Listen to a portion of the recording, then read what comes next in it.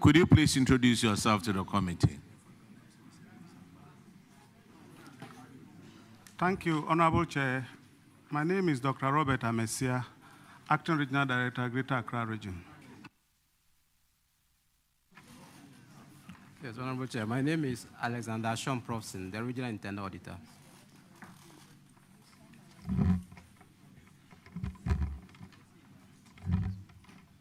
Good afternoon. I'm Regina Okaimo, Deputy Director of Finance, Greater Accra Region.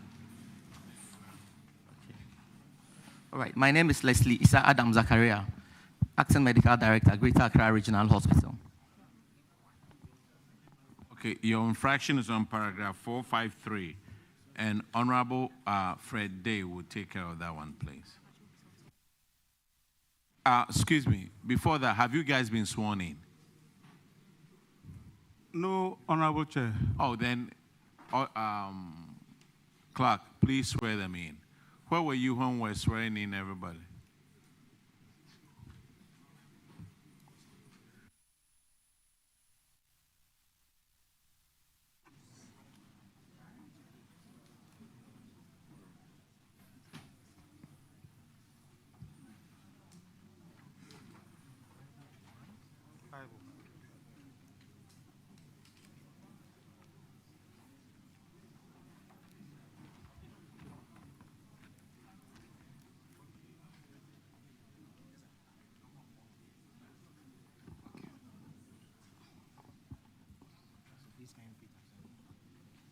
I, Dr. Robert Amesia, swear by the Almighty God that the evidence I shall give before this committee touching the matter in issue shall be the truth, the whole truth, and nothing but the truth. So help me God. So help me God.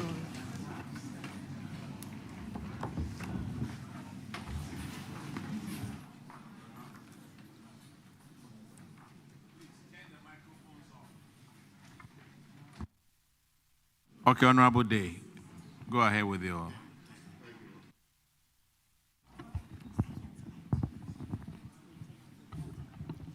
Thank you, Honorable Chairman.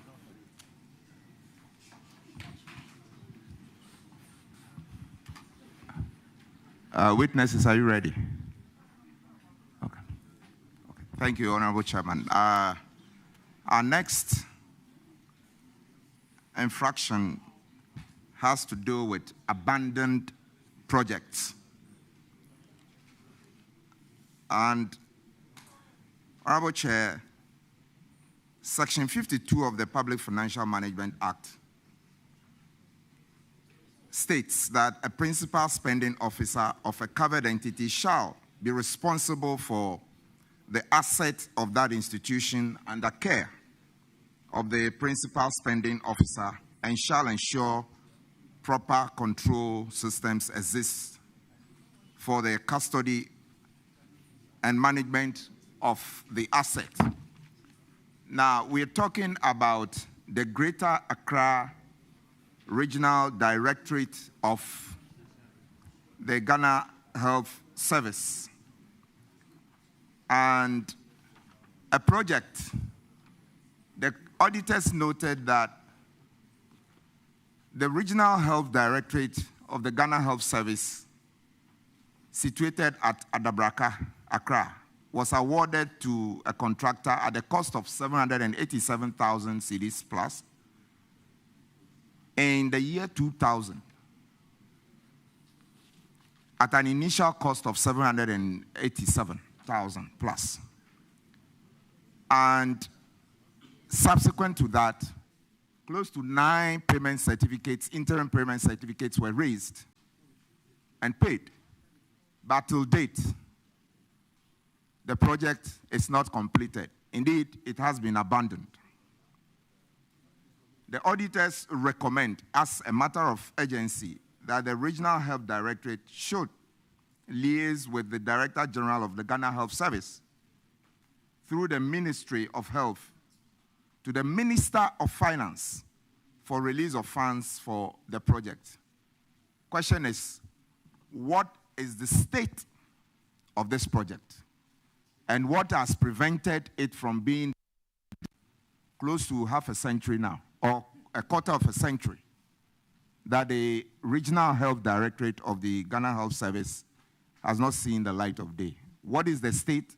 What has prevented it from it being completed, and what is happening to it? Thank you. Okay, thank you, Honorable Chair.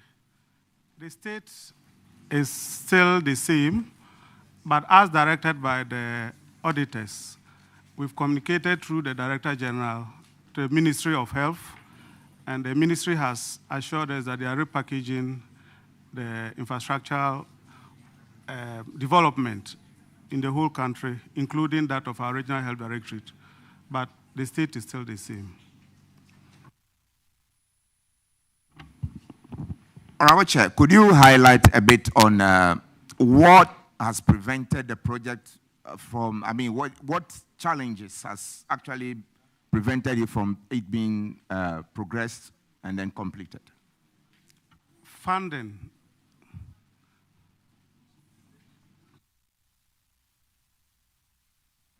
Okay, are you done? All right. Regional medical stores. That's under you too, right?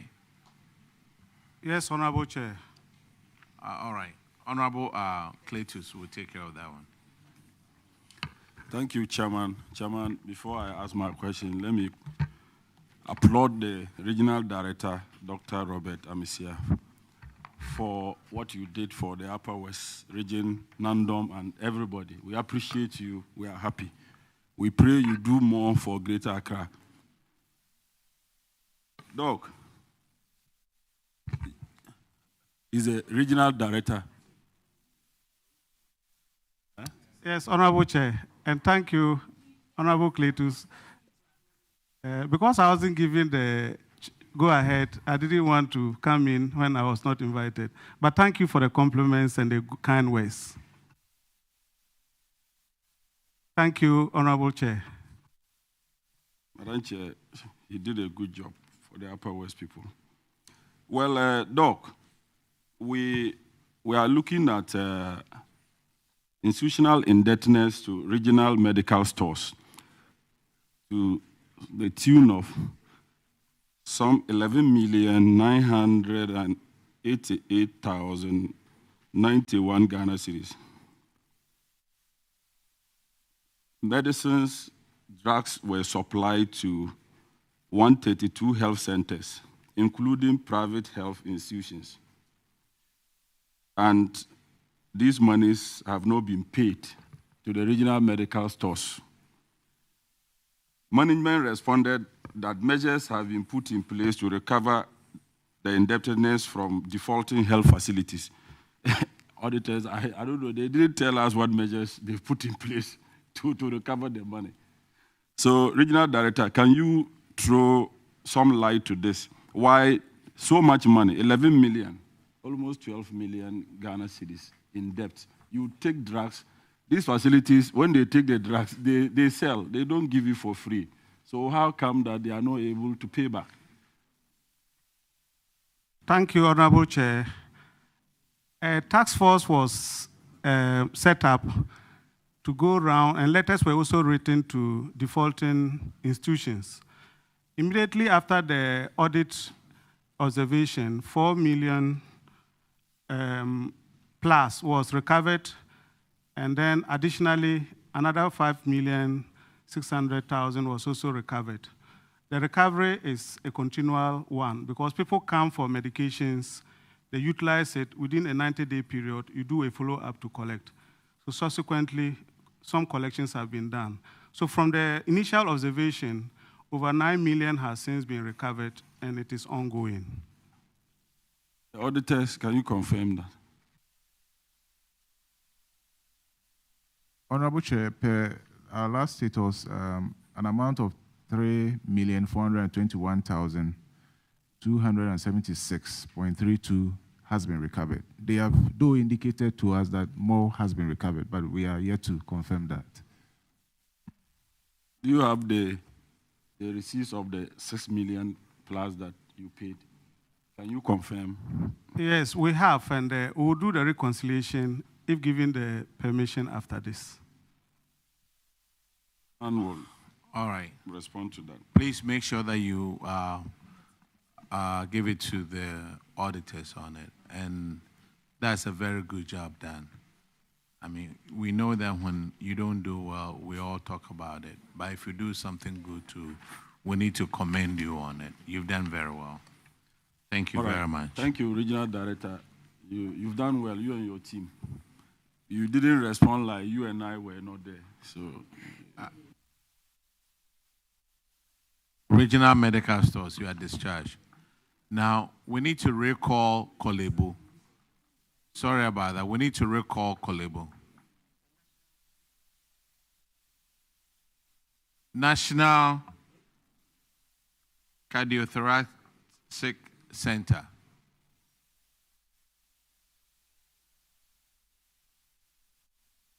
National Cardio Center. Kolebu.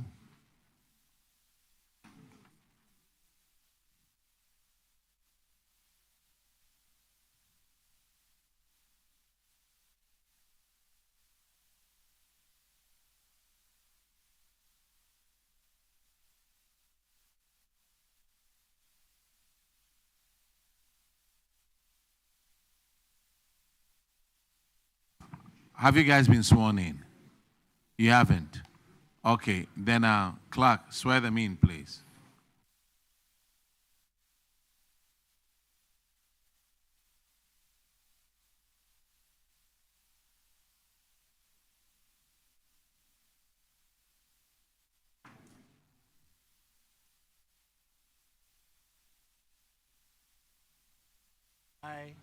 I, Dr. Cole and Swamensa, Swear by the Almighty God.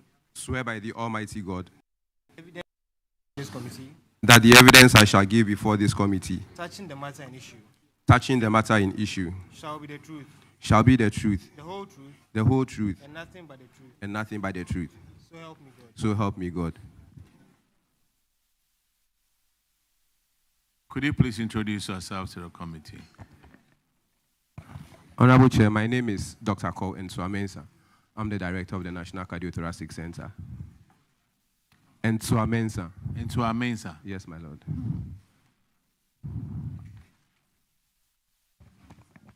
Munir Al-Hassan, I've introduced myself, Honorable Chair, Director of Administration, Kolebu.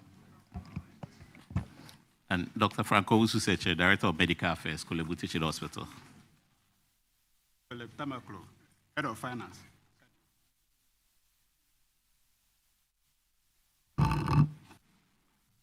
Okay, madam. Thank you very much.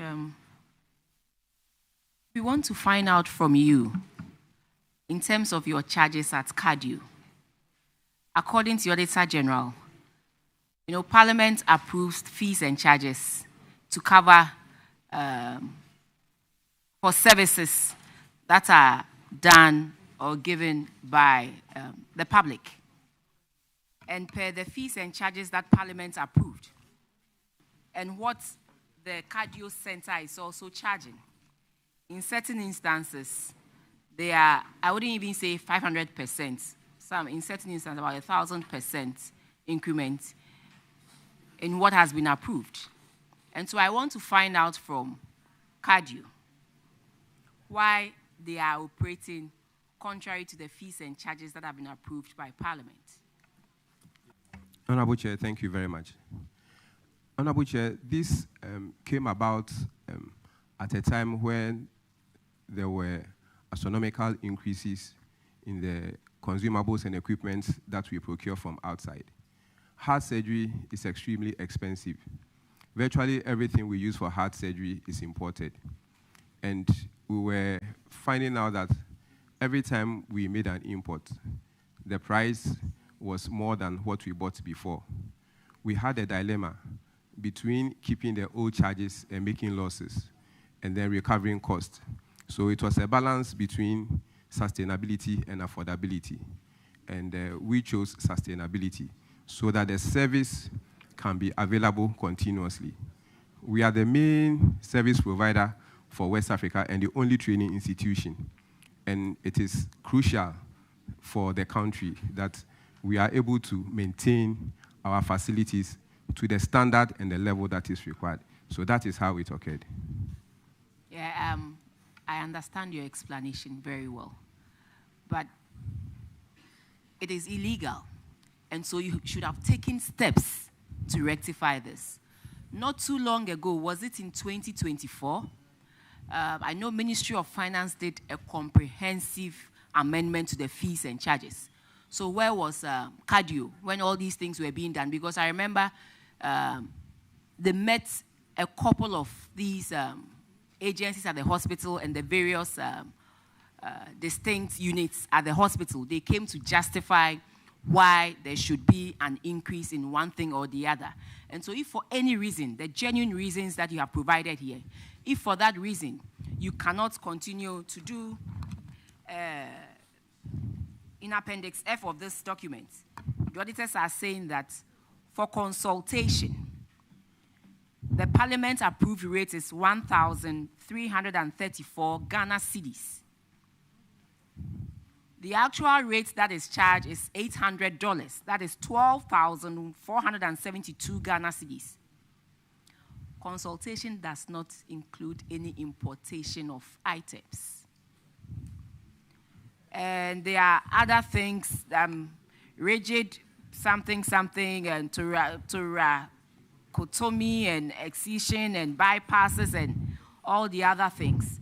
Parliament has an approved rate and you are doing way over and above. There's one that is thoracotomy and excision. Parliament approved 20,010 Ghana cedis. The rate you're charging is 70,155 Ghana cedis. It may involve imported items. But what we are saying is that for those that involve imported items, one, do you receive tax exemptions for the items imported?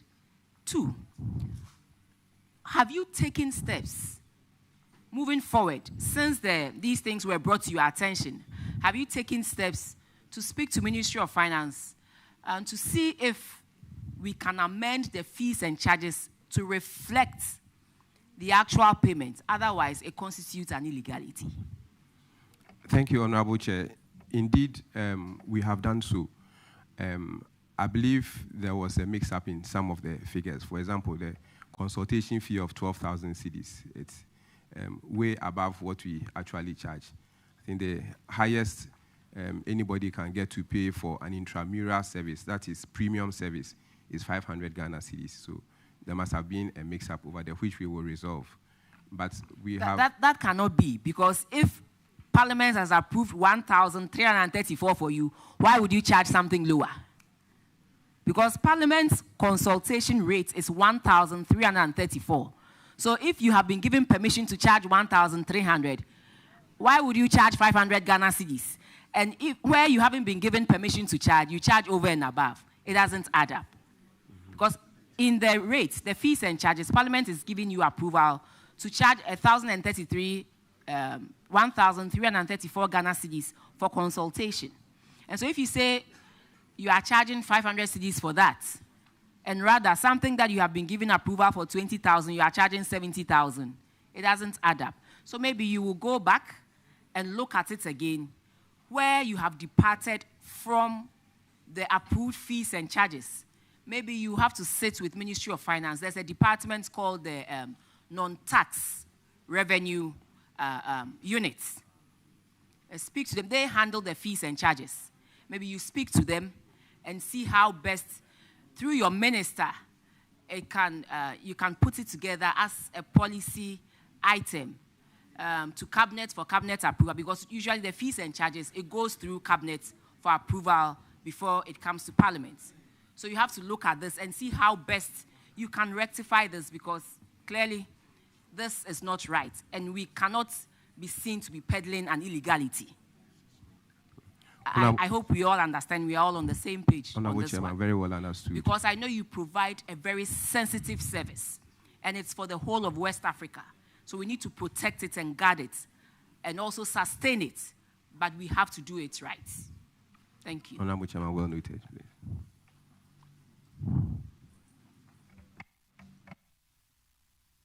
All right, the next infraction is on paragraph 465.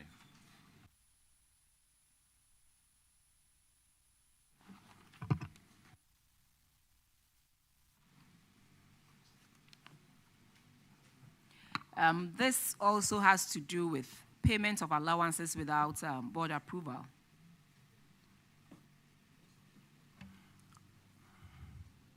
And the auditors are saying that they have written, their management's response was this, that they are awaiting approval from the Kolebu board, and that board had written to the minister awaiting response. This was somewhere in December or first quarter of 2025. So if we can get the latest update on this, we'll be very grateful. Where's the Director of Administration? I think this has to do with Kolebu. Yes. Because it says, we recommend that the acting chief executive should desist from the payment of such allowances and seek approval from the Ministry of Finance through your ministry. And so we want to find out what is the latest update on this one, please. Yeah, we've written, the CEO has written to the ministry for approval. And normally such letters, we don't get feedback. We just write and continue to follow up. We are yet to get the feedback. Respectfully, can you show us proof of the letter that you have sent to them? Honorable Chair, we would be able to fish out the letter. It is not a matter of fishing out. You knew you were going to address this infraction today, so you should have come prepared. Honorable Chair, that is noted. We are big. Director of Administration, yes. We called you here in respect of infractions cited by the Auditor-General's reports, and you knew paragraph 465 was one of the queries that you were going to answer to. So you can't explain it casually. Can we have the letter? You have written the letter. I respectfully will discharge you, and within an hour or two, let us have a copy of the letter that you wrote to the minister. Honorable Thank you very Chair, much. noted. Thank you.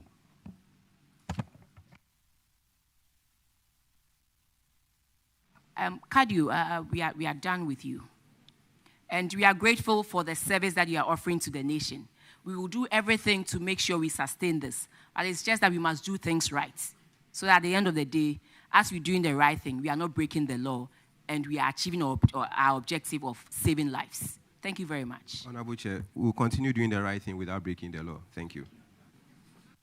The next group is National Reconstructive Plastic Surgery and Burns Center.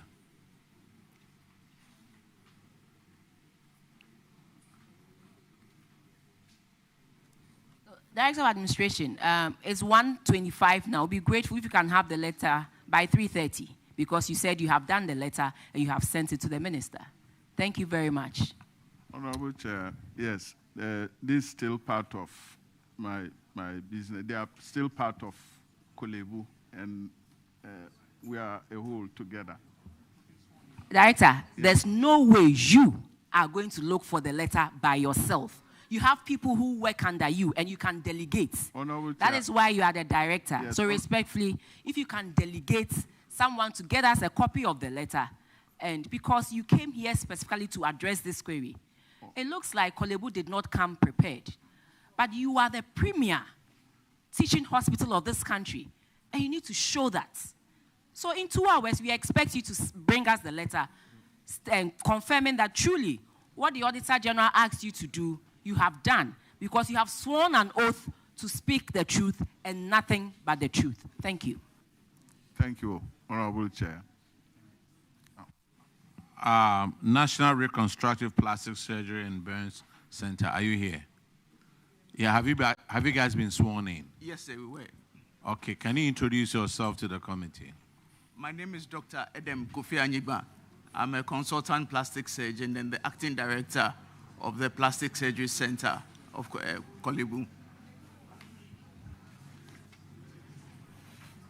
Thank you, Honorable. My name is Togbe Brento Asafo V, the administrator of the center. Thank you. In your case also, payment of allowances without approval. You pay 216,000 cedis as allowances without approval. And the recommendation was that the director should desist from paying the allowances and seek approval from Ministry of Finance through Ministry of Health. Have you done that? Well, when I was given the responsibility of running the center, I followed up on this issue. And I have with me a letter that I had written. And in this letter, there was a letter that was previously written to the hospital management to get the Ministry of Health's response to the request they had made. I still don't have the memo I wrote for the approval was on the 13th of August. But until date, what year? 13th of August. What year? 2025. 2025. But then there's a reference to a letter that was on the 5th of March 2024 on the same subject. So because we are under we operate under Kolibu's guidance, we are still waiting. It's still the same issue. We are all waiting for approval from the ministry. Did you show copies of these letters to the auditors? But this was, the first one was in 2024, which I have copies, but I did not bring that one along, but I have the one that I wrote to follow up on that previous memo. Let me ask the question again. Did you show these letters to the auditors?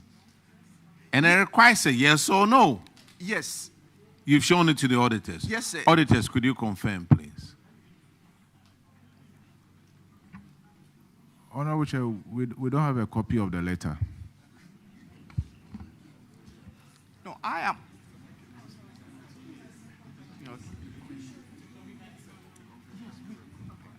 Yes.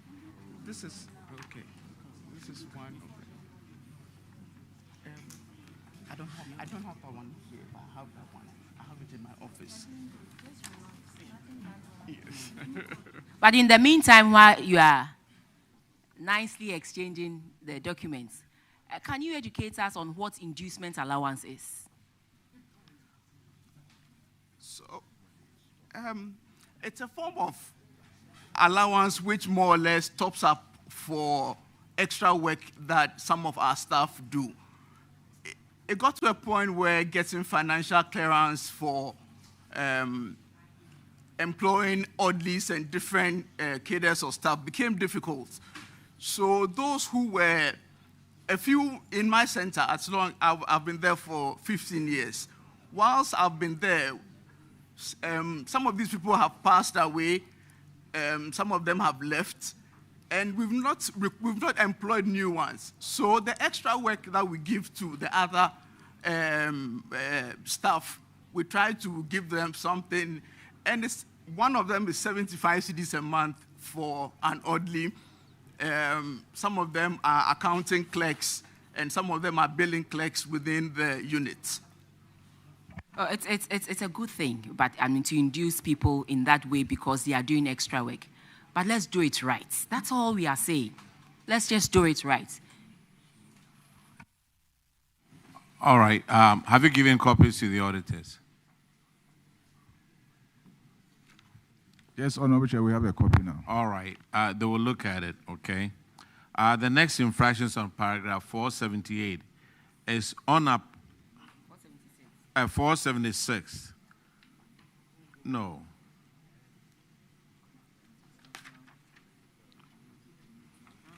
No, it's 473. It's uncompetitive procurement. Now, when it comes to uncompetitive procurement, you have to answer to the Attorney-General. I'm recommending that you should be prosecuted for it, uncompetitive procurement. So, clerk, noted. They will go to court on that one. The next, and I think that will be all for you.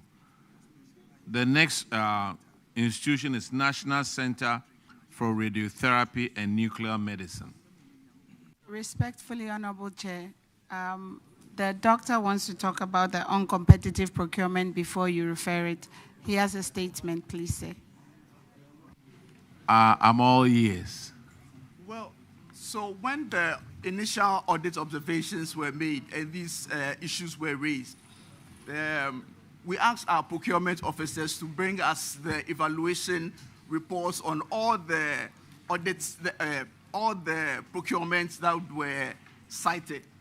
And they've brought, and then I asked for a summary report on it. In all the infractions cited, the least number of tenders was 3.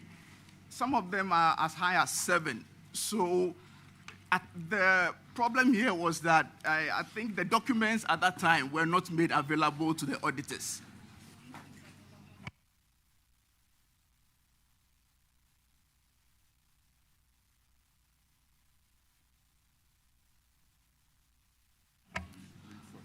Yes, so for example, there's a supply of surgical consumables where we have evaluation documents which have gone through the right processes for 3 different companies that were invited to bid for the tender. In one instance, we had 6.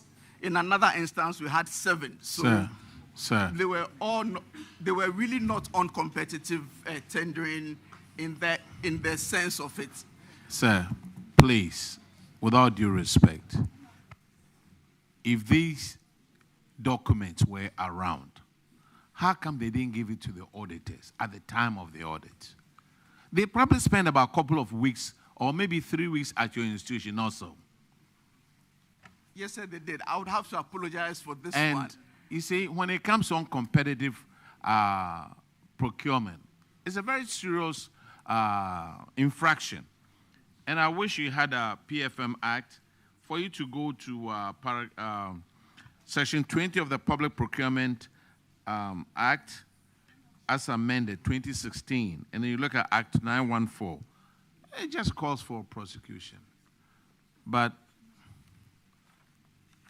I have some people around me who are saying that's for doctors. Sir.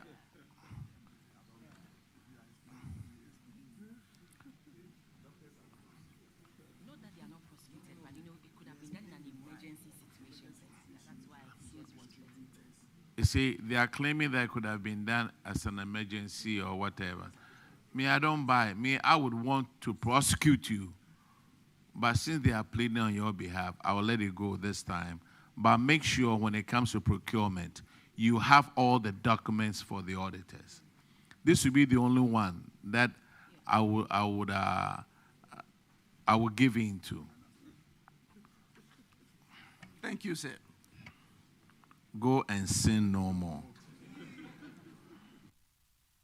Thank you, Honorable Chair.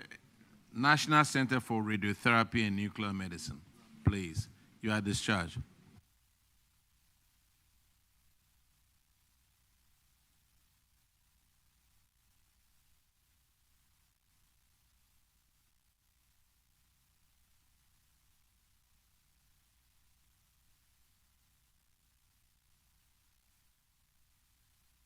Have you been sworn in, please?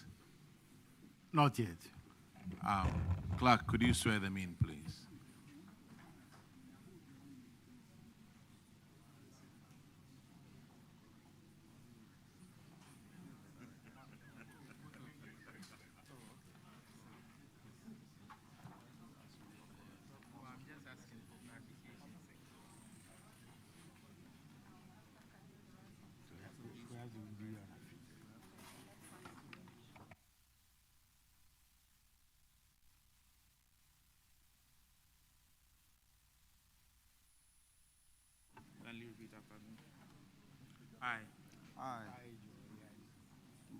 Mr. Mahama.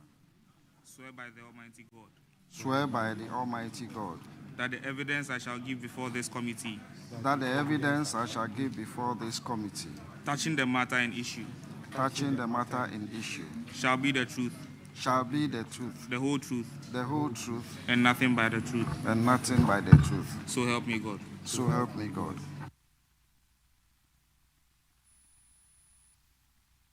Please introduce yourself to the committee.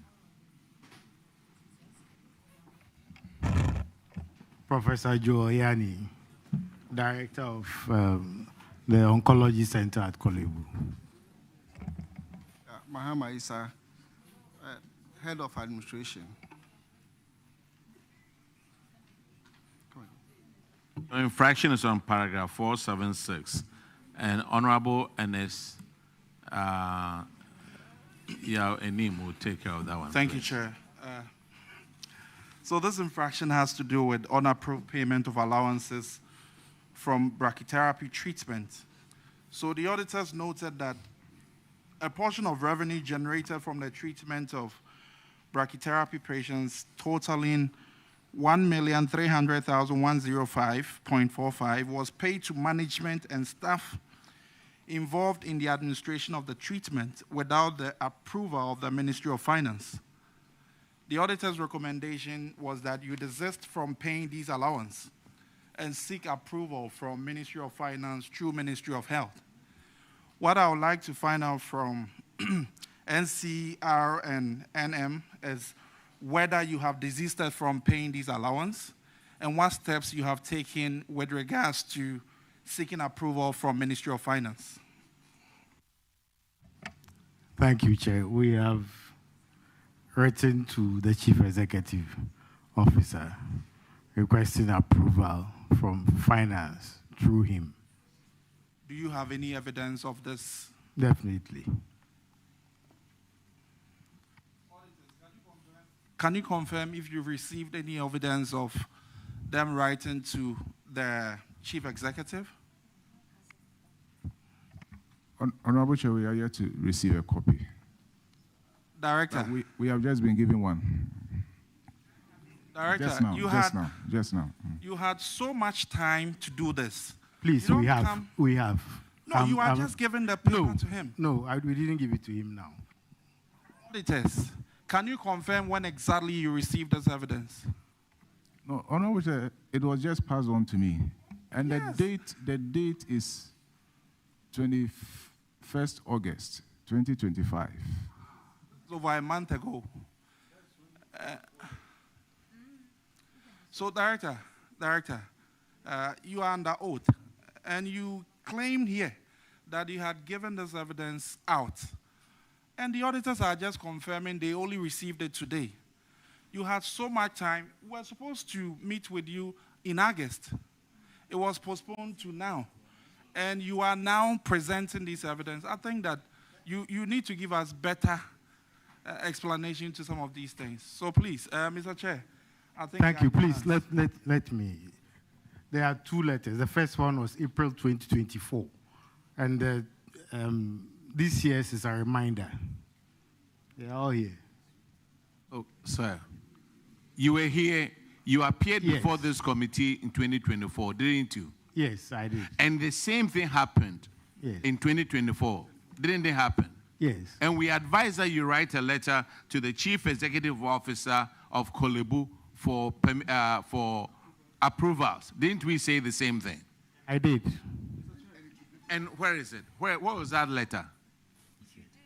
So Director even confirmed here that there was one letter he wrote, the first letter he wrote in April of this year.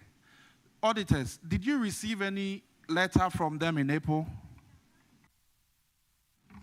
No, Honorable Chair. Director, I would maintain this. You are still under oath. You have lied on two different issues. Please, I have not lied. The evidence is in what was presented to the auditors. I did. If you can go to Chief Executive's office, we'll find it there. I did not lie. Do we have Chief Executive here? I did not lie, please. So, Mr. Chair, I think I will refer Honorable Chair. Honorable Chair. So, yes, I think as the head of the institution said, indeed, he did right. Where I am not very certain of is when it was given and whether it trickled up or down. I think there have been a lot of issues about giving documents and then I think there's a problem with it trickling up or down in this instance. But we've got two. Okay. All right. So thank you. I've been advised that we can tether these two in here. So was Thank one you. from last year? Yes, so I have one from 17th April 2024, advice on disbursement of funds, and then a reminder on the 21st of August 2025 on the same subject. But these letters don't have any letterhead on them, does it? No, they do. So we have the National Center for Radiotherapy and Nuclear Medicine. So that is their letterhead. Madam Minister, my observation is when it comes to auditors and doctors, it looks like the doctors don't want to respond to the auditors. Hey, I have a PhD in what, nuclear, whatever. You are just an auditor. Why should I listen to you? That's the impression I'm getting. Madam Chair, respectfully, I think that moving forward, we will take it seriously. We are pleading on your behalf. I don't think that we are taking it lightly. This is the law, and so we will abide by the law as you have indicated. Henceforth, every information in here will ensure that it is taken care of. Thank you, Madam and Mr. Chair. Thank you, Chair. So, Doug, I would withdraw the word lie. But next time when you are given evidence of this nature, please let us know the actual yes. Thank you. Okay, the next infraction is on paragraph 481. Okay. Honorable Minister, there's a public interest question, and it has to do with, since this is the professor is a professor of oncology, he introduced himself. It has to do with this positron emission tomography scan, which is called the PET scan. Yes. Prof, I know what this type of machine can do in this country. Would you recommend that the minister with government put together a program to get this PET scan? Because I know it is, I'm told it is very, very good, and that it shows imaging tests of exactly where diseases can be found in the body. And the whole of Africa, I think there are just 2 countries or 3 countries that have this, Kenya and South Africa. I think in the previous government, we tried, but we were not able to get this machine. And so would you recommend, it's a public interest question that has been forwarded to me, would you recommend that with your minister sitting here, because it can do a lot in your department or your unit where you run, where you are the head, would you recommend and add your voice to what the citizens are saying, that if Ghana can also purchase a PET scan, at least for the whole of Africa, like the cardio is 7, the whole of West Africa, like cardio is also 7, the whole of West Africa and even beyond. Would you recommend, and if you can put in a word or two, for the citizens who are crying, that sometimes because of lack of this thing, they are not able to pinpoint exactly where the cancer cells in their bodies are for them to get the right treatments that they ought to get? Madam Chair, you are absolutely right. Treating cancer is like warfare. If you cannot target the lesion, you yourself will become the target. It's like a thief entering your house. If you are unable to locate where they are, then the thief will attack you. It changes the scope of our treatment. If disease is, let's say, prostate cancer, and it has gone elsewhere, apart from where it started, which is the prostate, and because your imaging is not very sensitive, you are unable to detect that it has left the prostate, and you concentrate on treating the prostate. After you have been successful with treating the prostate, the one that is located outside of the prostate grows. And therefore, what have you done? You see, you haven't treated the patient in its entirety. So, yes, I'll recommend it. But Nigeria now has one. Yeah, even Ghana has one in private now. Yes. But exactly. it will be SGMC. But it will be good for Kolebu, the premier hospital in the country, to own one. Yes. And then UGMC as well. So, Minister, we as citizens of Ghana are also pleading through the proposal Prof has just made, that you speak to your minister, and if they can take it up for the government, that's the public, to own one. Usually when the public owns it, it is relatively cheaper than in the private sector. So thank you very much. Thank you, Madam Chair, and thank you, Prof. And everything that you talked about in terms of the PET scan is very, very important to the country, as you had indicated or alluded to. Ghana is not only lacking PET scans, we also have issues with CT scans and also some of our MRIs. The government is currently under the Mahama Cares, or the Ghana Medical Trust Fund, is putting together retooling of our hospitals.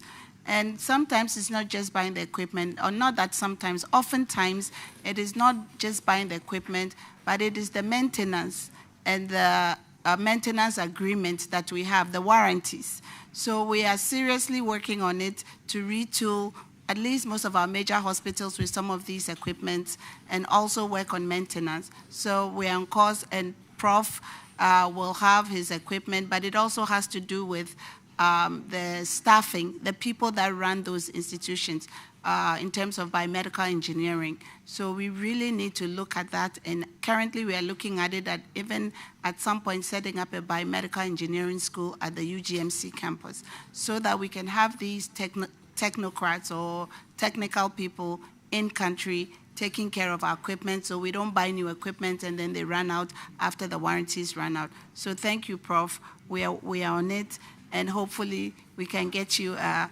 PET scan in the next 3.5 years. Thank you. Thank you very much, Minister. And I know that will also serve to employ our nurses and other staff who are currently at home and are waiting to be employed once you bring all these equipment and you open up these offices. So thank you. And we look forward to that. The next infraction is on paragraph 481. And Honorable Akwesi Kunedu will take care of that one. Thank you very much, Chairman. Chairman, this has to do with an unserved bond by one of the residents of Kolebu. The person left, and he never came back. But he said he tried finding the guarantor. He said the name is Reginald Annan. Do you know his whereabouts?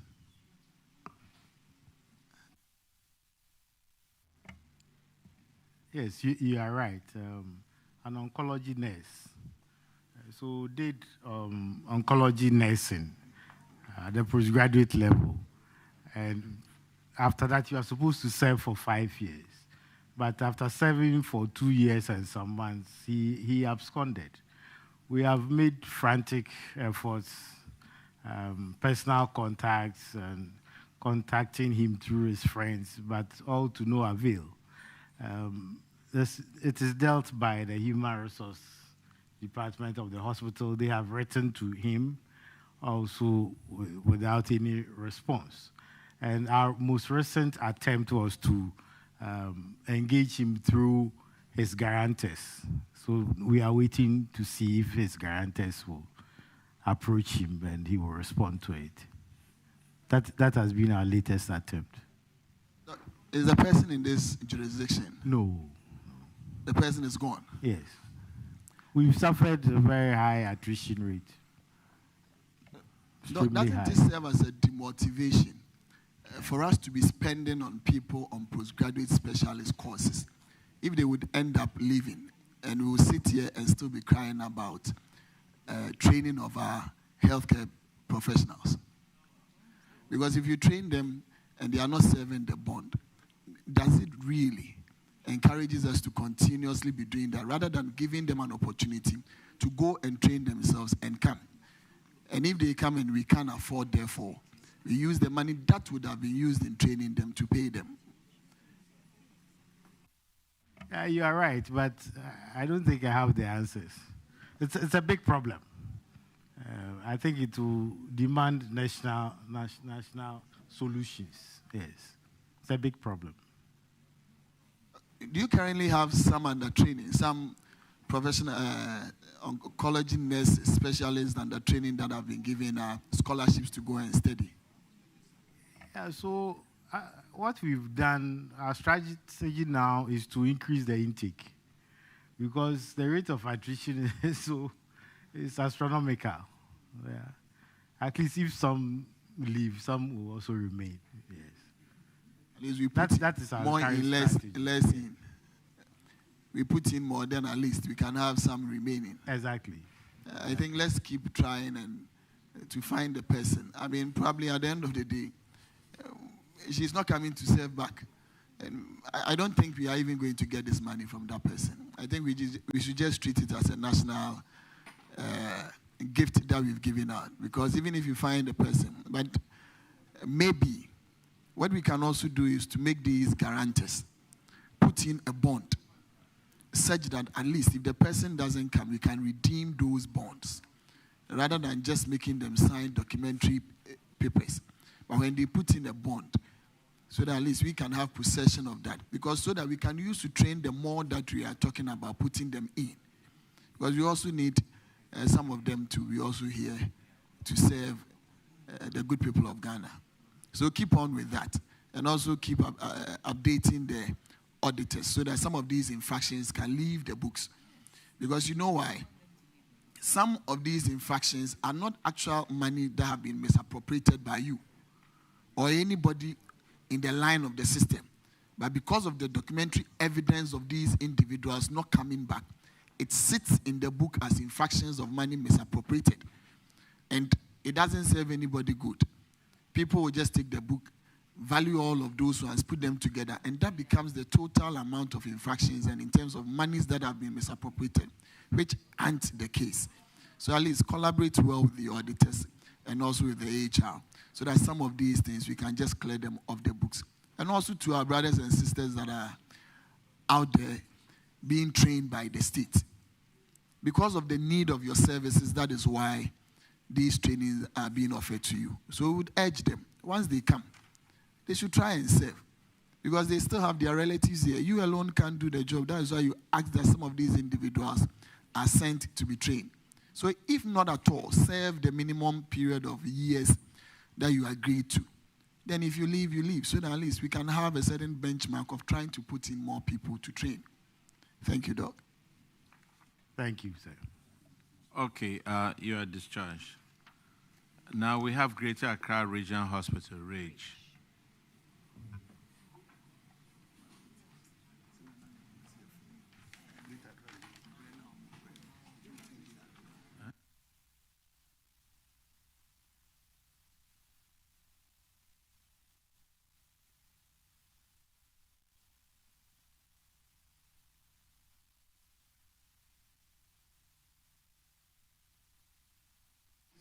Do we have rage?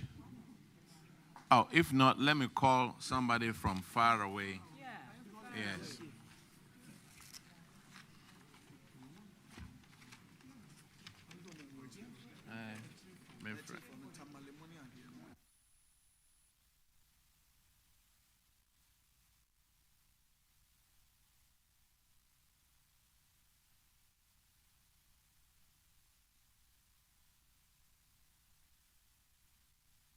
Is that Rage?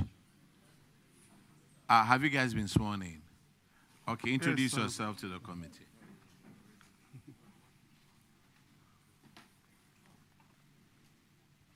Okay, I'm Leslie Issa Adam Zakaria, Medical Director.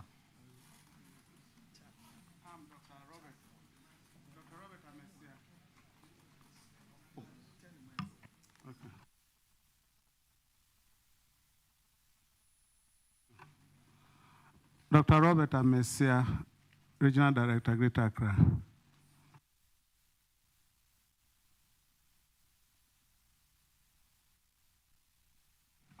Your infraction is on paragraph 485. An honorable NSNIM will take care of that one, please. 485.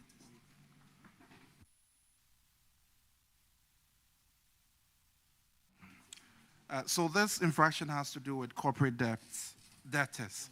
So the auditors noted that 33 corporate organizations owe the hospital a total amount of $6,132,770.54.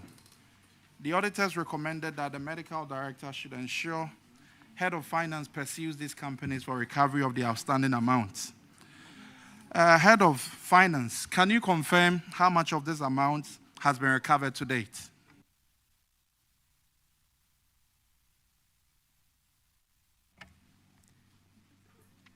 Yes, Honorable Chair.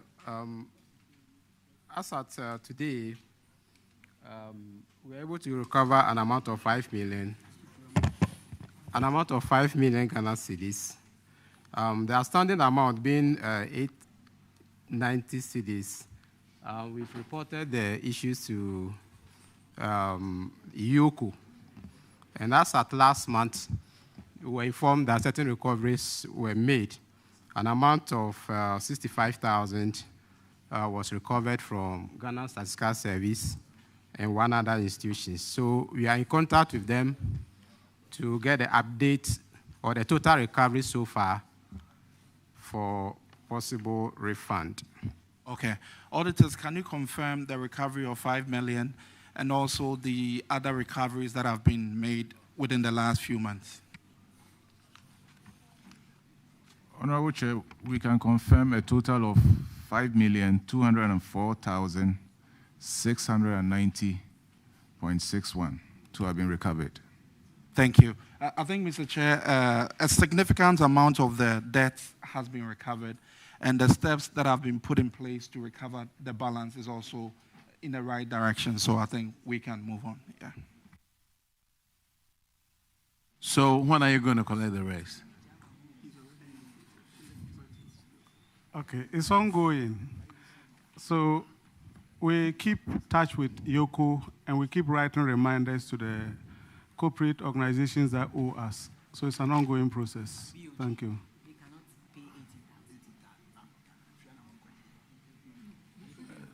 Have you seen the list of those people who owe? Have you seen the list? Bank of Ghana can't pay 18,000. National Lotteries cannot pay 472,000. Ghana Standard Authority cannot pay 546,000. Hey, GBC is part of. I won't mention it. I will not mention, because they are showing us live right now.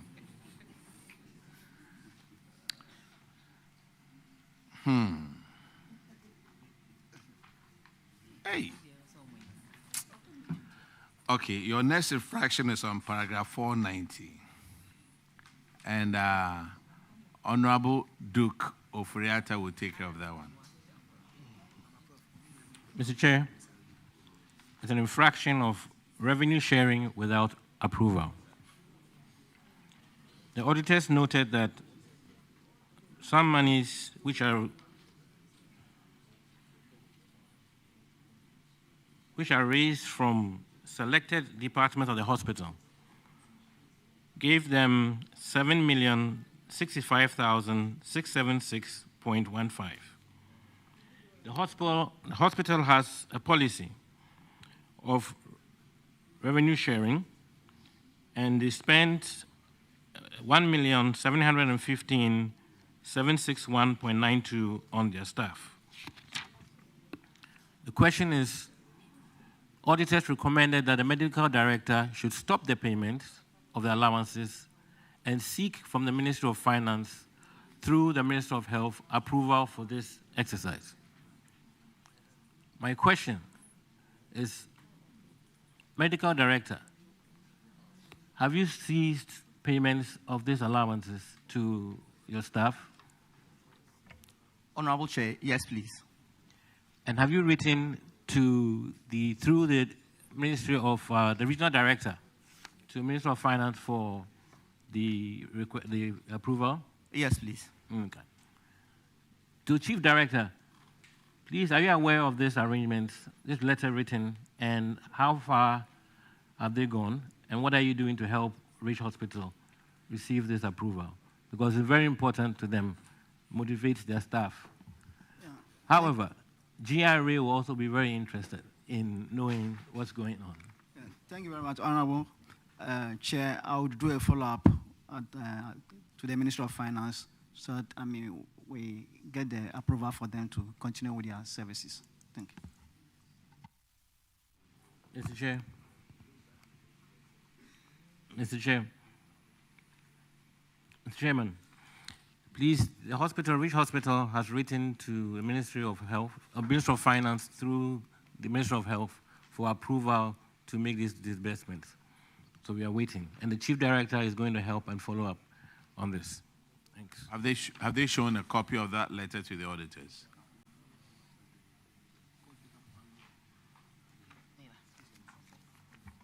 Honorable Chair, we are aware they earlier wrote to the Ministry of Finance for approval, but as to whether they have done any reminder for this year, we are not aware. Okay. If you have any copies or you get any information, let the auditors know. Okay. The next infraction is on paragraph 495, and Honorable Shirley Che will take care of that one. This infraction is to do with rejected NHIS claims. We noted, the auditors noted that health insurance reimbursement claims submitted by the Greater Accra Regional Hospital for the period between January and December 2023 to the tune of 1,293,089.53 Ghana cedis was rejected by the National Health Insurance Authority with reasons such as overprescription, oversupply, inappropriate prescription, treatment diagnosis mismatch, unclear diagnosis, bill for multiple antenatal clinic visits, overbilling of medicines, provided service for inactive clients, duplication of claims on same day, and inactive membership.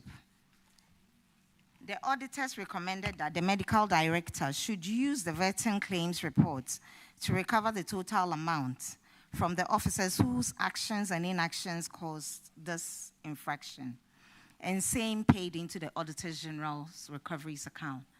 Failure to do this, the medical director should pay. Can you please give us an update on this?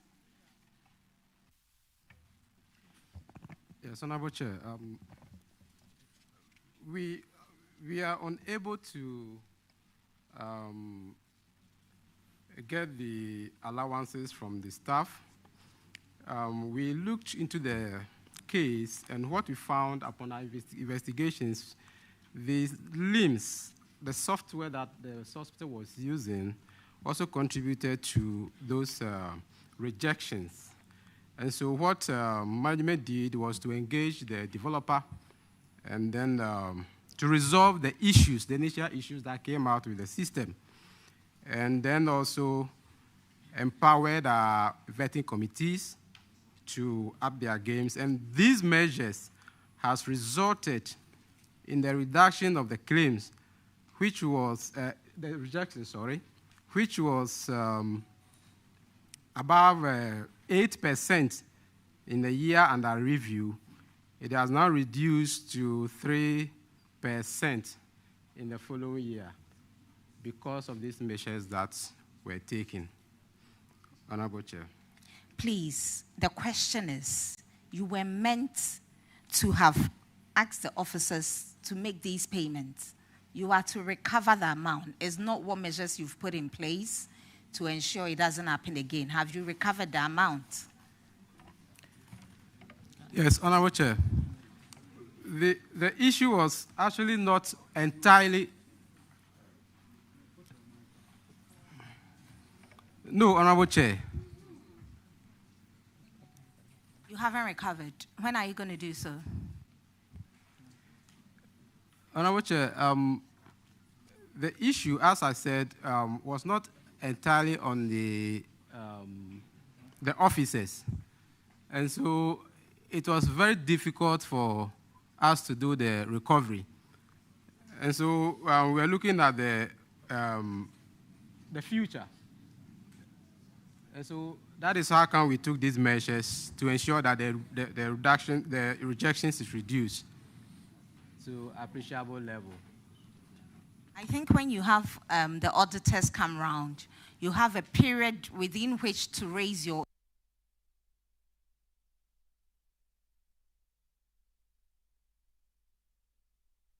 That's why you've ended up here.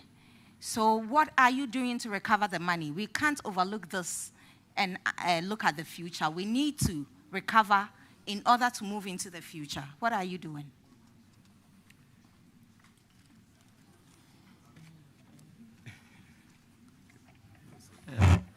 Honorable Chair, if I may come in. The challenge is that you have a situation where the staff involved did not, the mistake was not deliberately on the part of the staff. For instance, you write a medication and then the diagnosis does not match the medication. Now, this might have been caused by a house officer who has just started.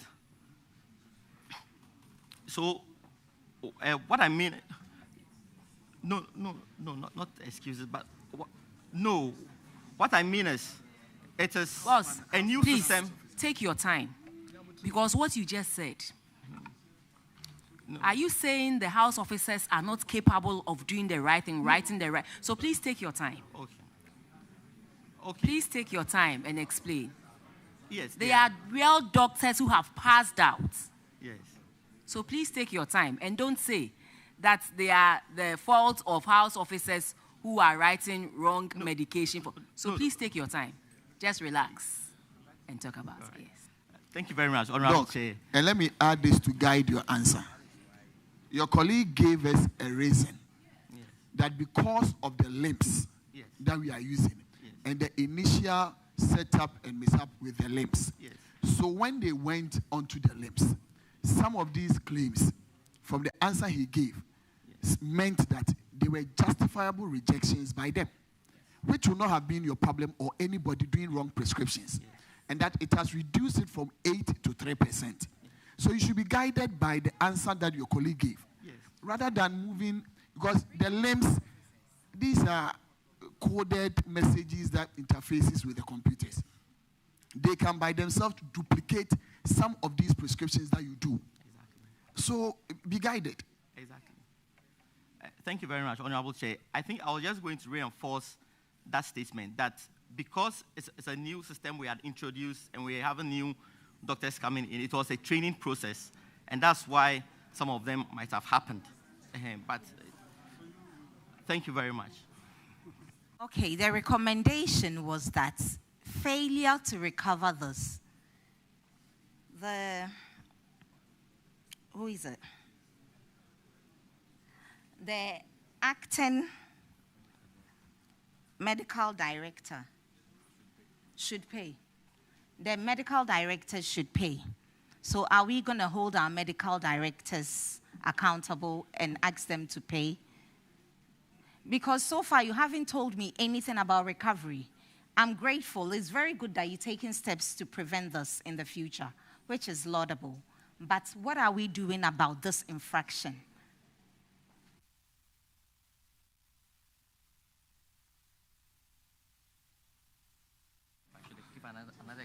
Okay. So, Honorable Chair, thank you for, and we appreciate the question. We're looking at the situation where, because the software was a great contributor to where we are now, and we have tried to resolve it and we are seeing results, if we could be aided to go in that direction so that we can further resolve the issue. Mr. Chair. please, they are in your hands. I'm not satisfied with the answers, but it's your call.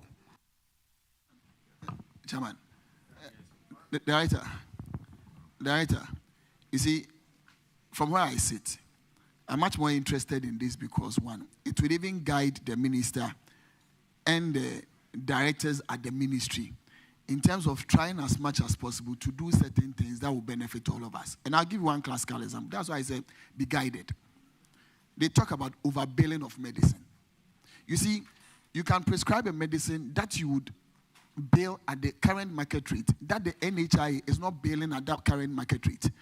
For instance, you may prescribe, say, artesunate and amodiaquine. That probably will cost somewhere around 15 cedis on the market, but the NHI will be paying you 10 cedis. So probably they will just key in the market price. Some of these things, you raise them so that it will guide the minister when we are dealing with the formula so that some of these reviews can be done.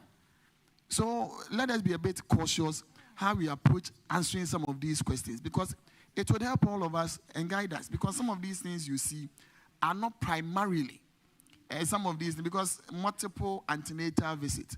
Somebody might go home and still feel like the person is having edema and want to come back. So there are ways that you must approach some of these things in answering them. So let's be a bit cautious and be guided. All right, so what have we done about the recoveries?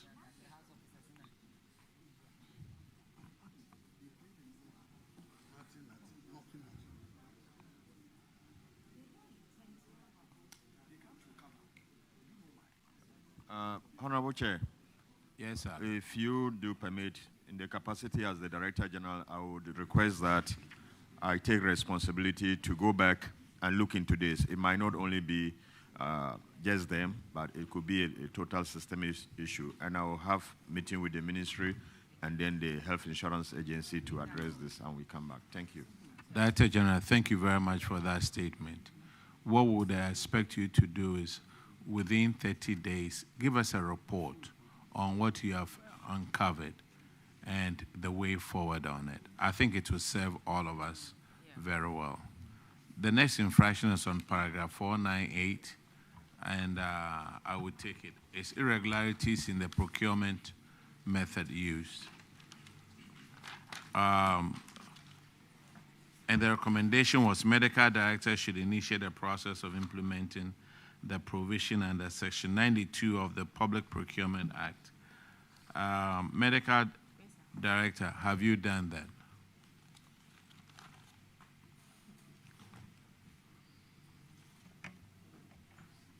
So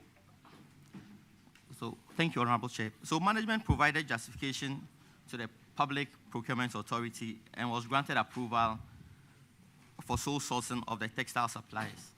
However, cleaning services have been tendered through the National Competitive Tendering for the year 2024 as recommended by the auditors. So we've been given retrospective approval. Do you have a copy of that approval? Yes, please. Did you give it to the auditors? Yes, please. Auditors, could you confirm that, please? Yes, Honorable Chair, we have the approval from PPA. Good. All right, the next one is payment of unapproved allowances. 1 million Ghana cedis. We noted that the hospital paid allowances outside the health workers allowances package to the tune of 1 million Ghana cedis. We recommended that the medical director should desist from the payment of such allowances and seek approval from Ministry of Finance through the Ministry of Health. Have you done that? Yes, please. Do you have a copy of the approval? We don't have the approval yet. Do you have a copy of the letter that you wrote? Yes, please. When was it dated? Yeah.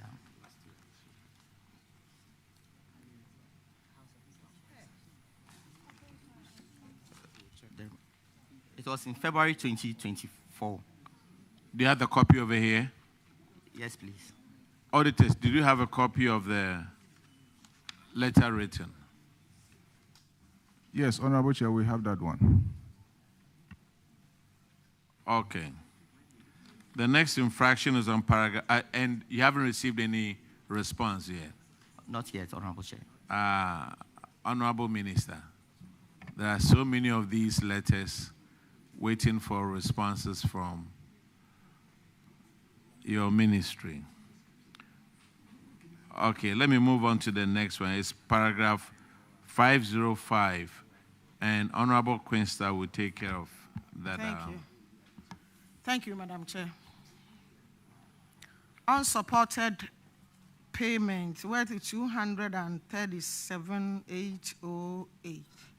Yeah, it was noted that 34 payment vouchers totaling this amount was not supported by relevant documents. And the evidence is in this table. Evidence in this table numbering to about 29. But selectively, I'm choosing the ones that are voluminous. That's Peduase Valley Resort. That is 49,000. Rose Fianco and 15 others, 48,000. Beatrice Asari and Co. and others. Okay, there's 1,000. Ya Aduma Boating, 22,000 something. Elijah Ado, 4,520. A lot of it to about 29 different groups. And the recommendation was that the medical director should recover the total amount from the head of finance and be paid into the auditor's account at Bank of Ghana. Has it been done? Yes, Honorable Chair. Has it been done fully? Yes, please. Okay, do you have evidence to that, please? If you can let us have the evidence. All supporting. Yeah. Yes, please. Yes, please. All supporting documents have been submitted. Okay, so can you confirm for us? Honorable Chair, what they did was they presented the supporting documents for our verification, which we have duly verified. So not recovery, as he earlier indicated, not actual amount recovered, but documents were provided to support the payment.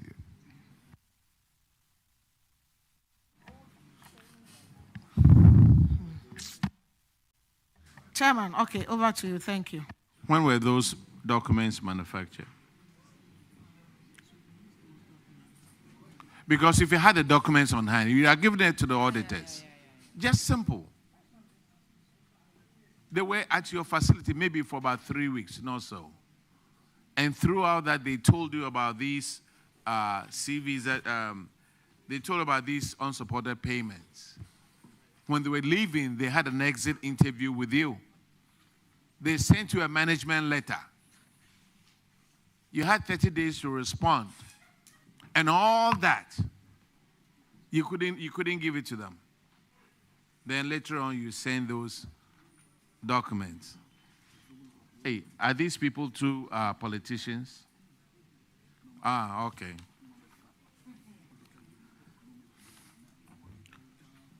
You talk about corruption, they talk about politicians. The next infraction is on paragraph 510. And Honorable Bauer will take care of that, please. Thank you, Mr. Chairman. They said paragraph relates to an authorized write-off of accounts receivables. And it was the auditors disclosed that several irregular write-offs of account totaling 637,603.19 Ghana cedis for 113 patients, as summarized in Appendix G, was written off. And the recommendation was that the medical director should reinstate the total amount and seek parliamentary approval through the Minister of Health. Have you been able to, have you reinstated these receivables? Have you? Yes, Honorable Chair. And then have you written for the parliamentary approval to write them off? Yes, Honorable Chair. Have you shown the evidence to the auditors? Yes, please. Auditors, can you confirm? Honorable Chair, we can confirm the reinstatement, but we don't have any evidence to the letter written to Parliament for approval. Do you have the letter, the letter written to Parliament for the approval, to seek approval? Yes, please, we have it. We'll submit it to them. But why didn't you share it with the auditors? So, Mr. Chairman, one leg of the recommendation has been carried out. They've restated the recoveries. It's left receivables. It's left with the letter, but they say they have it. So we're waiting for your guidance. When was that letter dated?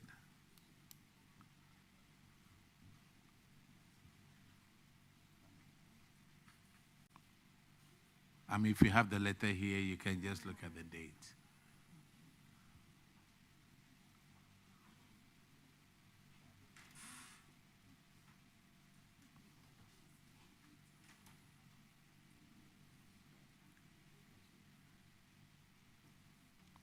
So it's the 10th April 2025.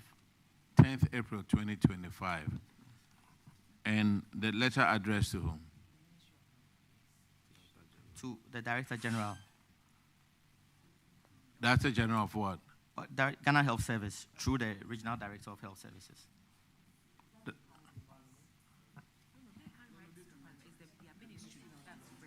Director General, you have a lot of work to do.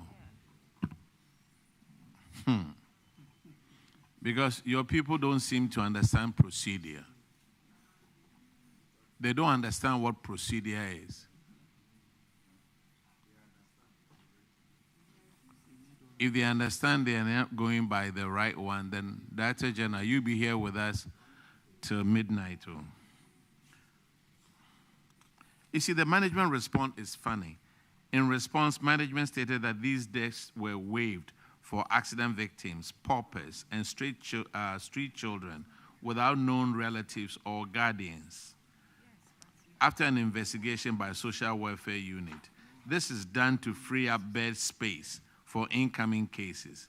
The reports are available for verification at Social Welfare.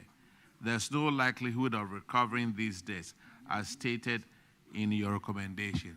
So they have reinstated these receivables. They've already said there's no way of recovering it. So this is just a ruse. That's 637,000. They've given up. They're not going to collect it. So it's now in their books. Let me move on. The next infraction is on paragraph 515. And Honorable Alex Hotoje will take care of that one. Thank you, Mr. Chairman. Mr. Chairman, that has to do with overdue salary, staff advances. The auditors detected that an amount of 609,955.91 was granted as salary advances to 26 staff, out of which only 131,155.08 had been recovered, leaving a total of 478,800.83 not recovered at the dates stipulated. Now the issue has to do with when they met management, a new issue altogether came up.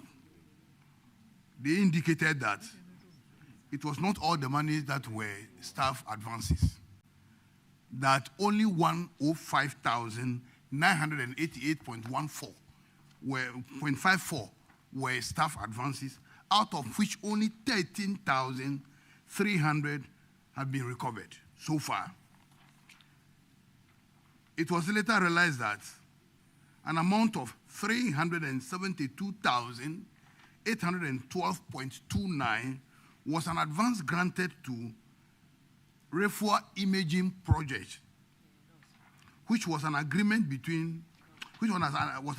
entered with Refor for delivery of imaging servicing to clients. REFWA needed assistance in paying off their duty of the imported helium gas for the MRI machine, and the hospital advanced an amount of 372,812.29 Ghana cedis. The said advance was to be recovered from proceeds from the project. Now, the audit position is that management should recover the amount since the advances are long overdue. What have you done about this particular issue so far?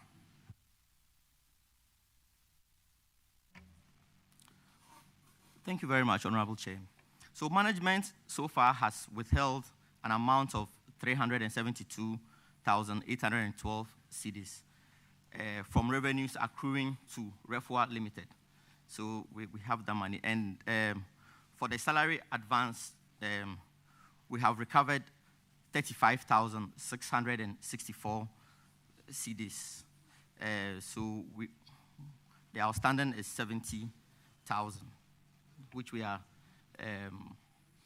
taking steps. Yes, please. The outstanding is 70,000. Yes, please. And then the outstanding for REFWA is how much? It's fully. It's fully recovered? Yes, please. Good. So when do you hope to recover the rest 70,000 from the salary advances, which they describe as being long overdue?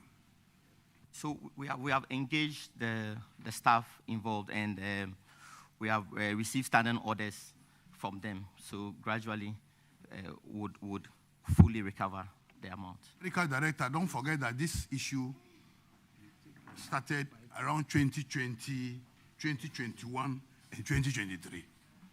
And the value of the money is equally important. So I think you should speed up your recovery processes, because the auditors indicated that it has shown that there is a very, very weak control system of recovery in your hospital. So I want you to double your efforts as much as possible. Thank you. Thank you very much, Honorable Chair. Can the auditors confirm what they've received, please? Honorable Chair, we can confirm actual recovery of 35,665. They have indicated to us that they will do a set-off for REFWA, but evidence as to how much they have to pay him or pay the entity that will be used as a set-off has not yet been presented, because we need to really indeed verify that this is how much they owe the entity and this is how much they are using to do the set-off. We don't have that evidence yet. Mike, how much do you say they've recovered? The actual recovery is 35,665. For the salary? Yes. Okay. Director, but you made us to believe that you fully recovered and retired that of the REFWA imaging. But now the auditors are telling us they have no idea as to how you recovered that, but you are telling them of a set-off. So how do you intend setting it off?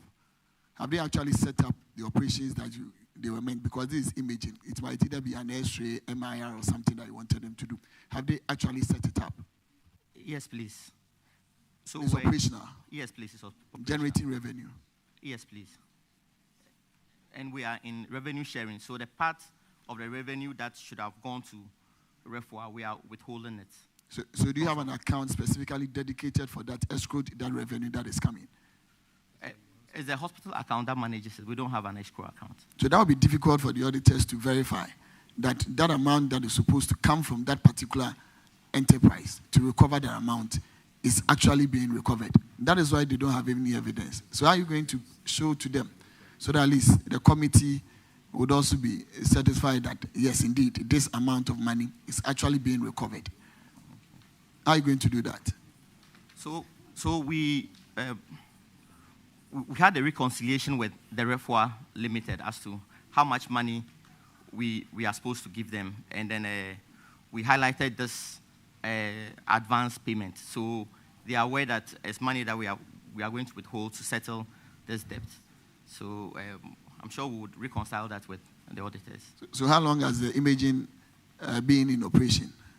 So this started in 2023. 2023? Yes, please. Okay. For now, you've not recovered anything. Please, add that to the referrals that have been made by chairman and give appropriate details to the auditors to verify that, because you've not recovered anything. Because you said you've done reconciliation with them and they are aware that this is the amount that you are going to. But have you paid them any amount for the operations that they are doing? Not yet. We've not paid them.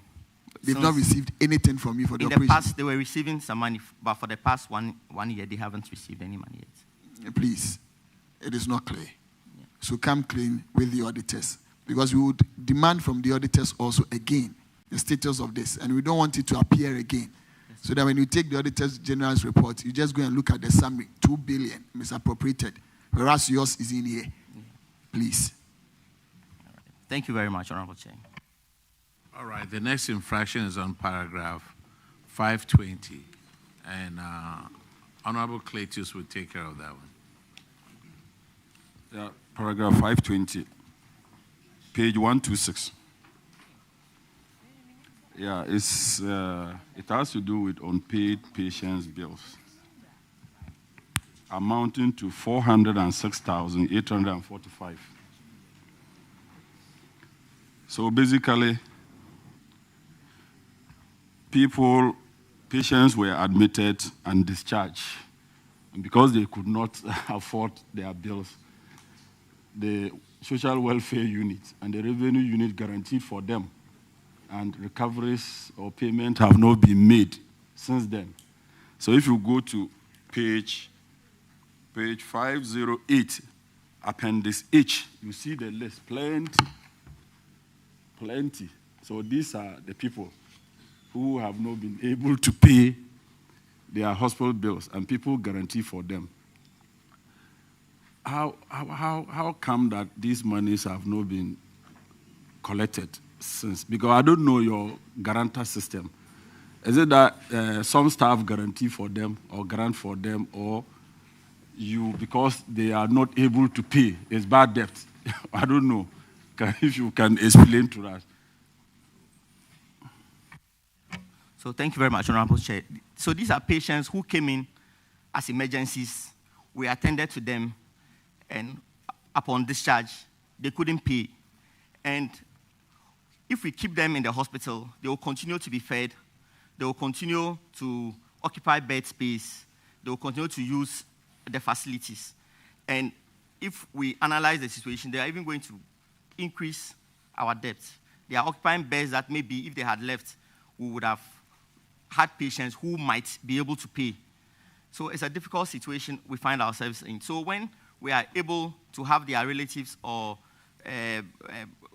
people coming to write undertakings, we accept them instead of keeping them there forever. And in fact, there are people who, if you even keep them if you allow them, they will even stay there forever.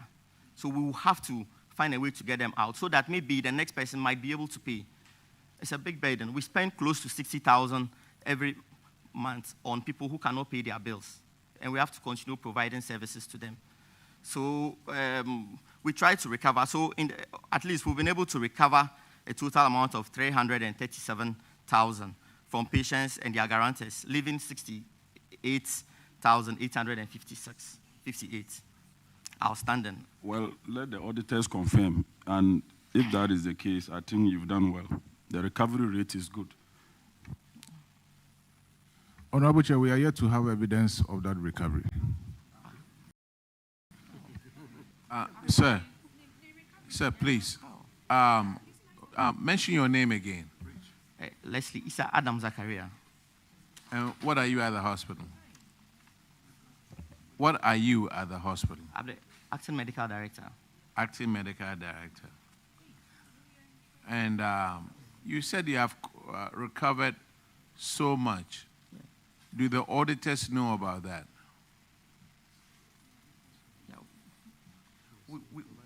Yes.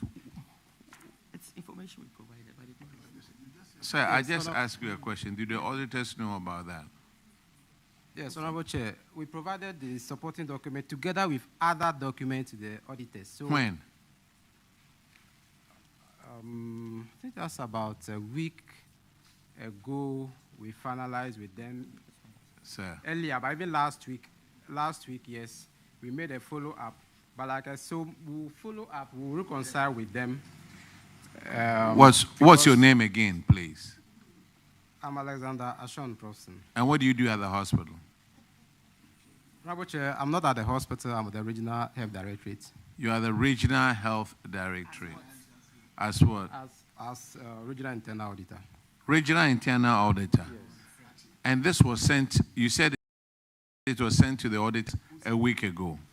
In fact, we met them a week ago, but earlier on, and last week we met a team as well, but together with other documents that we sent to the audit team. And we have a schedule over here. Perhaps if the House will permit us, we'll meet them and provide additional copies. Sir, do you believe what you are saying? Rightly so, Honorable Chair. Director General, you have a lot of work to do at Ridge Hospital. I wasn't going to ask you about nurses and patients, but I want to, the guarantor system that you use, I will entreat that you try to actually get relatives to come and guarantee for them. Or if any hospital staff that you know, you should let them guarantee for them. Otherwise, you will always be in this situation. Because if you look at it, it is the revenue unit. If you look at it, we noted that patients who were not able to pay their bills immediately after being discharged, right, and undertaken through the hospital social welfare and revenue unit to pay on later date. So is your outfit should try to identify a relative or somebody who is prepared to guarantee for them. The person could be a staff of the hospital, so that failure to collect it, you can take it from the person's salary. Oh, but if you are a staff, why we do that? We do that. Dr. Robert is here. I'm a politician. Sometimes we do that. You understand? It's just not your staff. I'm saying that if you know a patient, so if you are a staff and your relative comes to the hospital and cannot pay, and you come to go and talk to social welfare, the social welfare unit or the revenue unit to consider that person without you, being a guarantor. You don't want to be a guarantor. Yeah, you want to come and talk by word of mouth. Director, if you allow those things, tomorrow you appear here again, and the same questions will be thrown to you. These things, I know what I'm talking about. Mostly is you, the staff. You do them. You will go and talk with the social welfare unit, the revenue unit. Oh, he cannot pay. Consider, blah, blah, blah. They consider, and then it will be captured in the Auditor-General report. So let's look at it. Honorable Member. Honorable Member, there's a question for the Internal Auditor. Internal Auditor, when you met with the audit team last week, did you by your own self have copies of the receipts from these individuals who undertook those bonds to come and pay? Did you cite documents of actual receipts? Yes, Honorable Chair.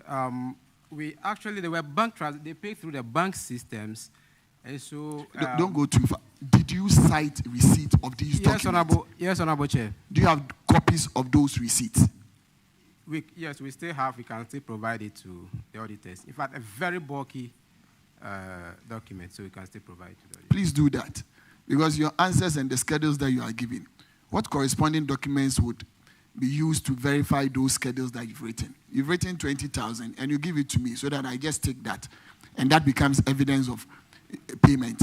So add those receipts and those probable bank statements that they paid into, so that the auditors can verify. You see, some of these things, you don't take the audit serious. That is why we are here. You have all of these documentations. They come give it to them. You don't give. At times they will knock at your door. To rate. Oh, leave them. It's not nice. So we sit here. You see all the individuals seated behind you. They are waiting for their time so that they can leave. Just because of you presenting a document to clear some of these things. And you don't even find it serious. You find it amusing. And you come here and you feel like we are delaying you. Whereas you could have just provided us with those documentations.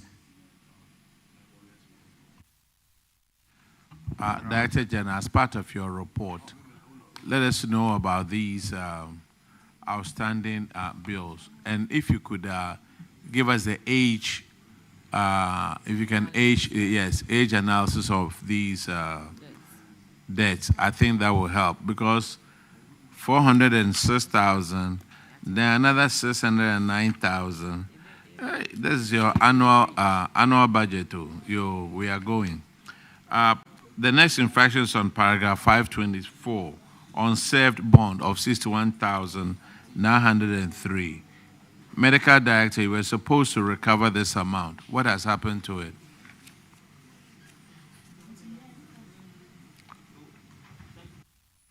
Thank you very much, Honorable Chair. So management is pursuing Ms. Dauda Jamila and her guarantors to recover the bond amount. We have also reported the matter to the EOCO and the CID. See, when you say that the management is recovering, how are you recovering it?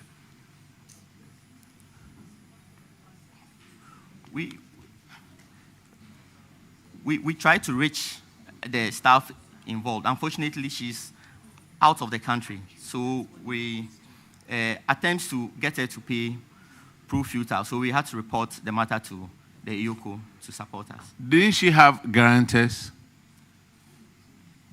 She had. So why don't you go after the guarantors? So we've submitted their list to EOCO as well too. Oh, so you just push it to because EOCO. We tried and then we're not getting any positive response from them. That's why we had to involve the EOCO. They don't have phone numbers. We call. They don't cooperate. Ah. Yes, please. They sign the guarantor forms without addresses. All right. Director-General, another one in your couple. Okay, the next one is on earned salary. And Mr. Ahinkwa will take care of it. Honorable. Thank you, Chairman. This infraction, as you said, is about unearned salary to a tune of 27,566. 4 officers who were granted annual leave failed to return to post after their leave had expired. However, management continued to pay them an unearned salary to a tune of 27,566. So the auditors asked them to refund the money into government chest. So according to management, they claim some payments have been made to a tune of 12,901 Ghana cedis, with an outstanding amount of 4,300 Ghana cedis. But the auditors are saying these payments that they claim were made have not been supported by any documentary evidence. So how do we verify this claim that some have paid, others have not paid? And those involved, where are they?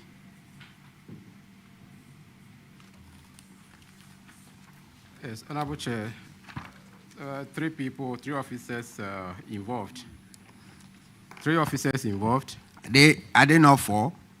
They are 3, okay. 3, yes. So, and we're able to recover total amount of 17,000 from the 2 officers. The one other officer, Caleb Kobe, is still outstanding, amounted to 10,000. And because we don't currently know his whereabouts, we have reported him to the EOCO for assistance. But respect to the evidence, we provided the evidence to the auditors. Evidence of recovery, we provided it to the auditors. Yes, auditors.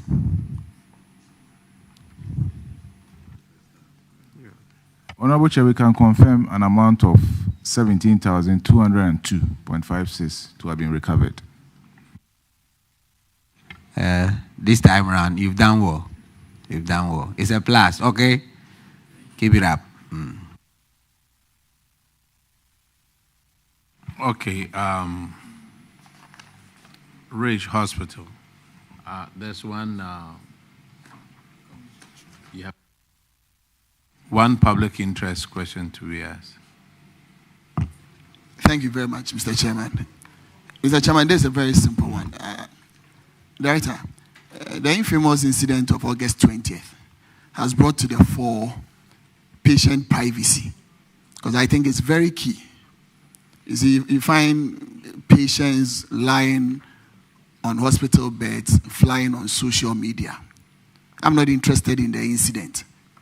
But what measures have you put in place so that you don't find anybody under the pretext of asserting his rights entering into a hospital such as Ridge and any other hospital to abuse the rights of other individuals in their weaker states? Because individuals who were found on hospital beds, flying on social media, assuming it was me, I would have sued the hospital. Because I got my privacy invaded in the hospital. So what measures are you putting in place to offset that so that you don't have people who just walk into hospitals and just be flying pictures of individuals on social media on hospital bed without their permission? Because even for a doctor to examine somebody, the doctor asks for permission. That lie down, I would want to do that. But you don't find people who just walk into hospitals and just be misbehaving and showing other people. So what measures have you put in place? Thank you very much, Honorable Chair. So we have a policy that is against the unauthorized recordings of audiovisuals, broadly posted on vantage places in the hospital. Unfortunately, people see them and still go against the rules. We have security, we've increased security presence at the areas that we consider hotspots, the emergency area, the mortuary, the outpatients departments, and then the main entrances into the hospital. Unfortunately, people start videoing before you see that they are videoing. So it's a challenge, but we are hoping that with the increase in security presence, at least as soon as it started, it will be stopped. We have also engaged the police to give us police presence, because we have noticed that people are more mindful when the police are present than when it's our private security companies. It's a challenge, it's a big problem, and it's a worry to us, even staff security, because these videos, they capture the faces of our staff, and it puts them at risk. Thank you very much. Thank you, Chairman. Thank you, Director. But the last one.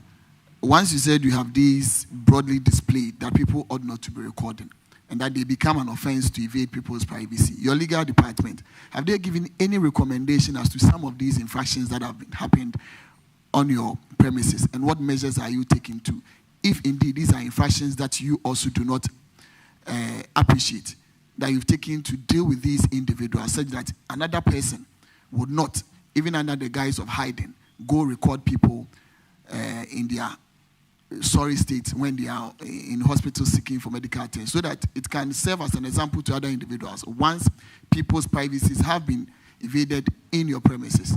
What measures and what has the legal department of your hospital done so far? Thank you very much. The legal department has noted with concern this issue and advised that we report the matter to the police. Presently, the police is investigating some of the issues. We are hoping that their results would help us. Thank you. All right, Ridge Hospital, you are discharged. But, Honorable Member, how about a patient? Well, we have a situation where some patients themselves, they video themselves lying on sick beds and circulate. Yes, I'm coming. So your question was about somebody invading the hospital premises. But when you started, it was like the social media use, taking pictures in the hospital. So all that I'm trying to say is that there are also situations where patients themselves also video themselves and video everybody. How do you handle that situation too? Thank you, Madam Chair. I think I'll make a statement on this. Patients have a right to disclose themselves when they're in the emergency room. So if it's a patient that is in the bed videoing him or herself, they have every right to that. What they don't have a right to is to videotape other people that are there. But at the same time, we also have to protect our staff. So patient privacy and staff protection, they go hand in hand. The ministry is on course. We are working with the emergency rooms across the country to ensure that all of our staff are protected and every patient that comes to every emergency room is also protected. Thank you. All right, Rich, you are discharged before another question comes. The next group is the Christian Health Association of Ghana.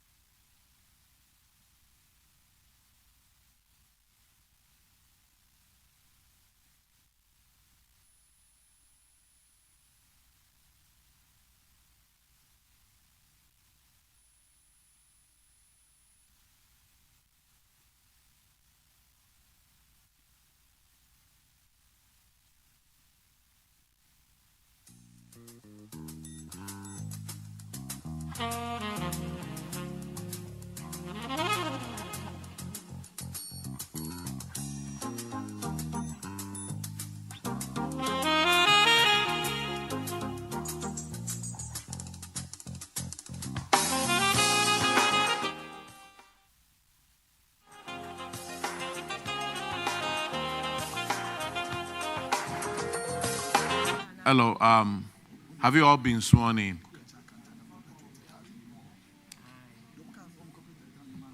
Yeah, Honorable, yeah, I have been sworn in, but my colleagues will need to be sworn in. Okay, clerk, please make sure you swear the rest of them in.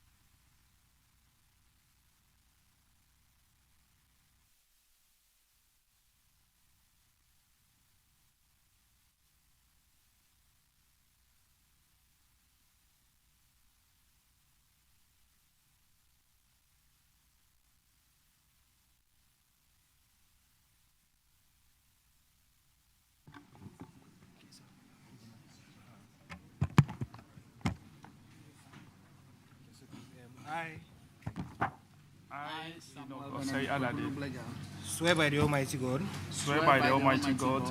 That the evidence I shall give before this committee. That the evidence I shall give before this committee. Touching the matter in issue. Touching the matter in issue. Shall be the truth. Shall be the truth. The whole truth. The whole truth. And nothing but the truth. And nothing but the truth. So help me God. So help me God. Please introduce yourself to the committee. Yes, many thanks, Honorable Chairman. I'm Peter Eboa, Executive Director of CHAG. I've already given blessings and then prayerful greetings from CHAG. My colleagues have just joined. Thanks for giving us the opportunity now. So on the left side, please, Honorable. Here. I'm Samuel Benedict Kokunuglega, Director of Human Resources for the Christian Health Association of Ghana. Enoch Osei Adade, Director of Finance, CHAG. Thank you. Okay, your infraction is on paragraph 863. And Honorable Abna Osei Asare will take care of that one.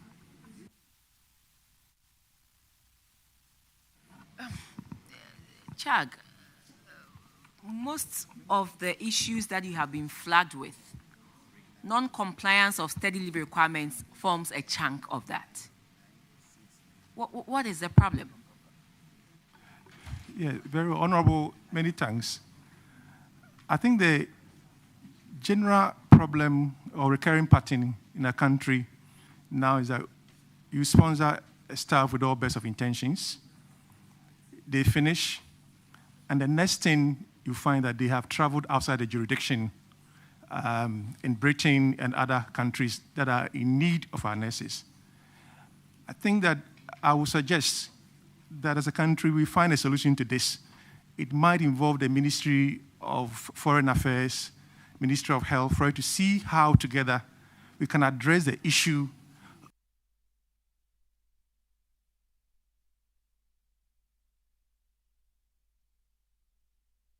Honorable, it's a challenge that we are trying to grapple with, and your direction and support will be required for us to address, to strengthen the Ministry of Health and the entire sector. Grateful, Honorable.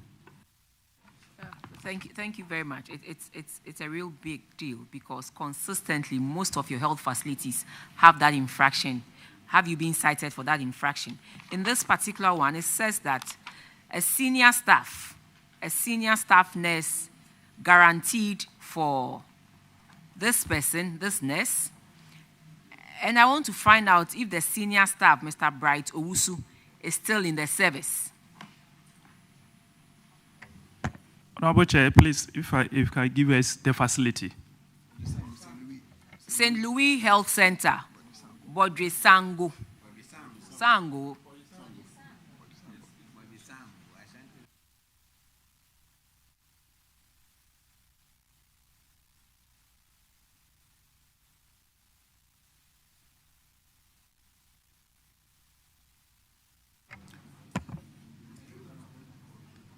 St. Louis Health Center, Bojisango, Honorable. Yes, so this staff in person has so far made 2 separate payments to a tune of 8,000 Ghana cedis. Oh, say, when you even said 8,000 cedis, do you have that confidence against 79,000 Ghana cedis? Yes. 8,000 cedis. You proudly said 8,000 cedis against 79,000.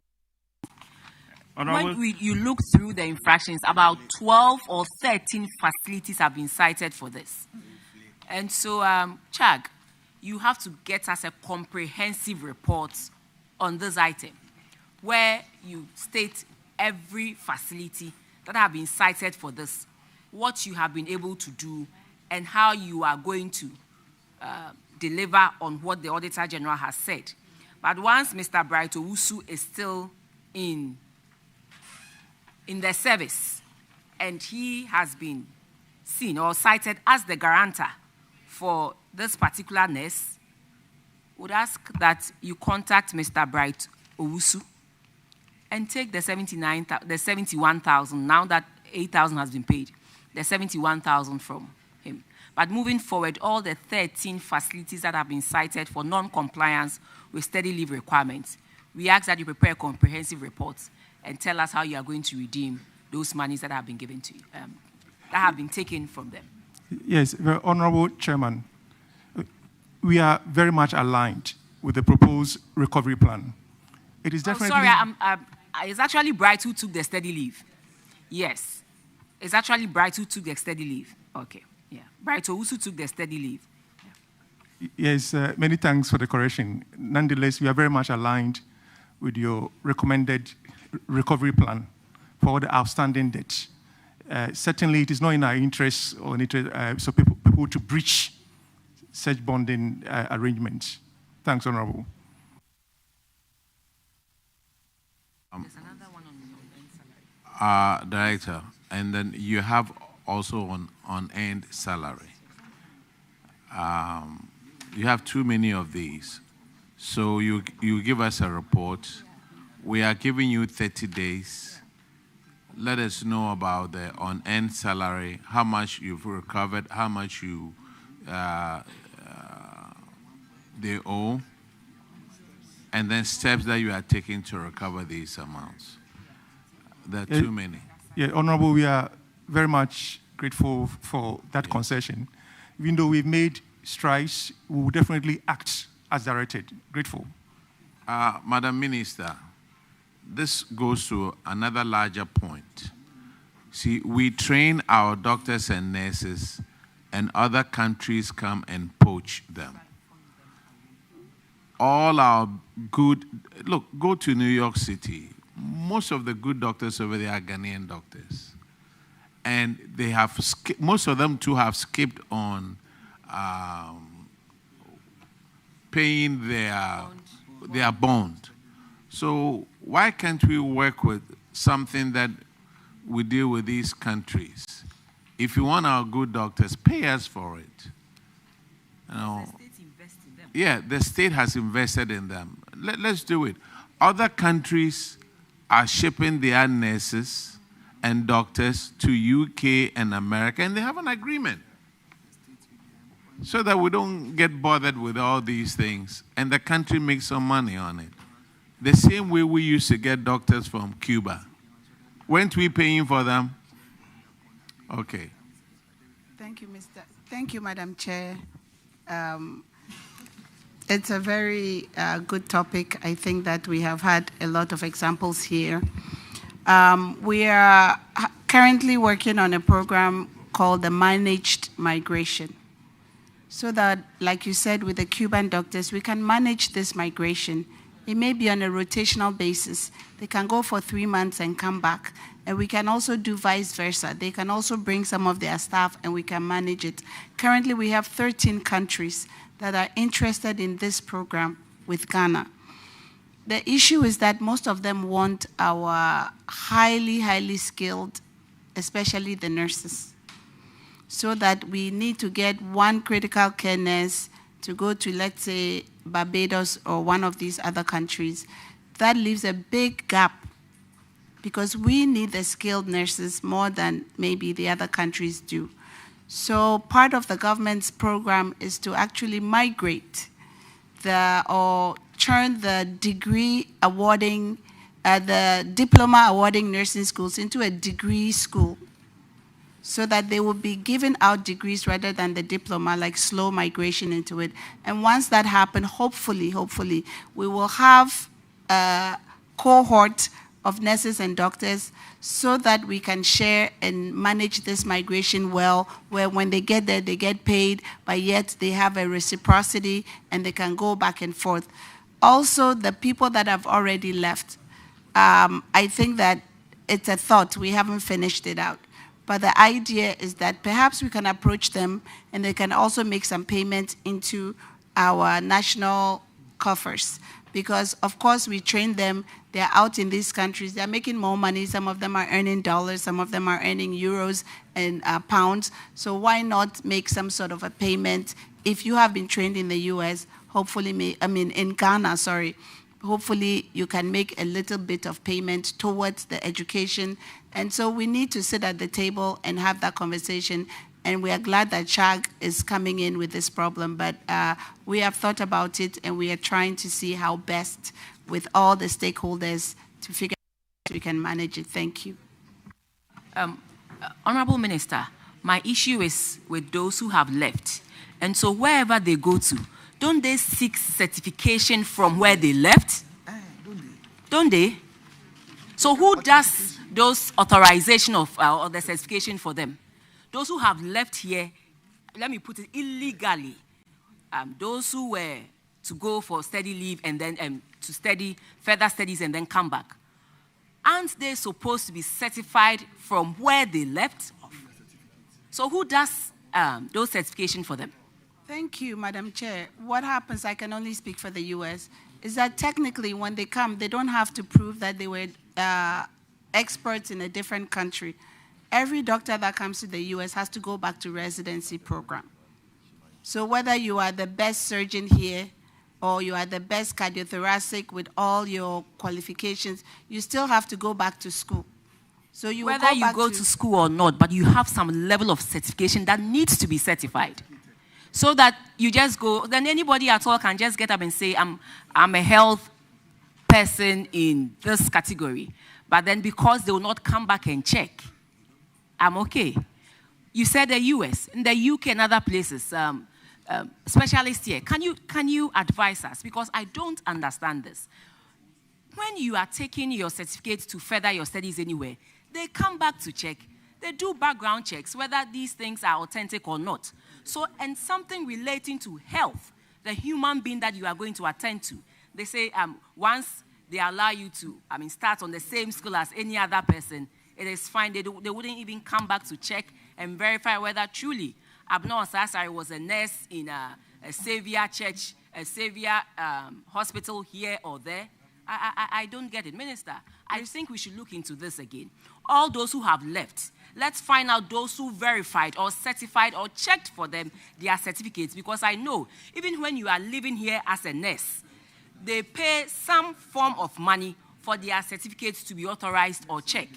So we should go back and look at these things and streamline. Maybe we can start from there so that whoever brings a certificate back to be verified or checked, we should find out whether the person, one, went on a study leave, whether the person has paid his or her bond back, or what. These things can help reduce, as we also put in other policies that you just spoke to. I think we should start with this, and it will do us a lot of good. Thank you, Madam Chair. I think that we partially agree. Most of the time, it has to do with your school, the school that you attended, and the prospectus or whatever it is you get from the school. As to whether you are a nurse or not, maybe we can talk to the Medical and Dental Council or the nurses agencies that certify them and see what requirements they are and see how best we can all manage it. Thank you. On this... Come on, let me add this. I think it will be very difficult when they get in there to bring them back or to get them to refund the money. Huh? Oh, they will be. The system there, like he explained, when you get there, however your qualification, you write exams. So there is no. Anyway, let me finish. Let me add this. You were talking about the bonding system. Yeah. You see, that is where we need to look at. That's where we need to look at so that we can take care of this issue. If not, if the person leaves, the system. There's no system for us to get the person back or get the person to pay. So what we need to do is that let's look at how we bond these people when they are going for studies. How do we bond them? How do we bond them? First and foremost, if somebody is going for studies, maybe we should get a committee, HR people, to look at, putting certain systems in place, how we can bond them if you go away, but at least there is somebody that we can collect the money from. Either than that, once the person leaves, it's difficult for you to get the person to come and pay the money. Okay. On this note, Chad, you are discharged. Very grateful, Honorable, and be blessed. Yes. Thanks so much. Within 30 days, you'll bring us the information. Very now, honorable. ladies and Grateful. gentlemen, we are taking 30 minutes health break. We are going to do Tai Chi, and we'll be back in 30 minutes. So it's 3:09. We'll be seated at 3:40 for us to continue with the process. Thank you very much.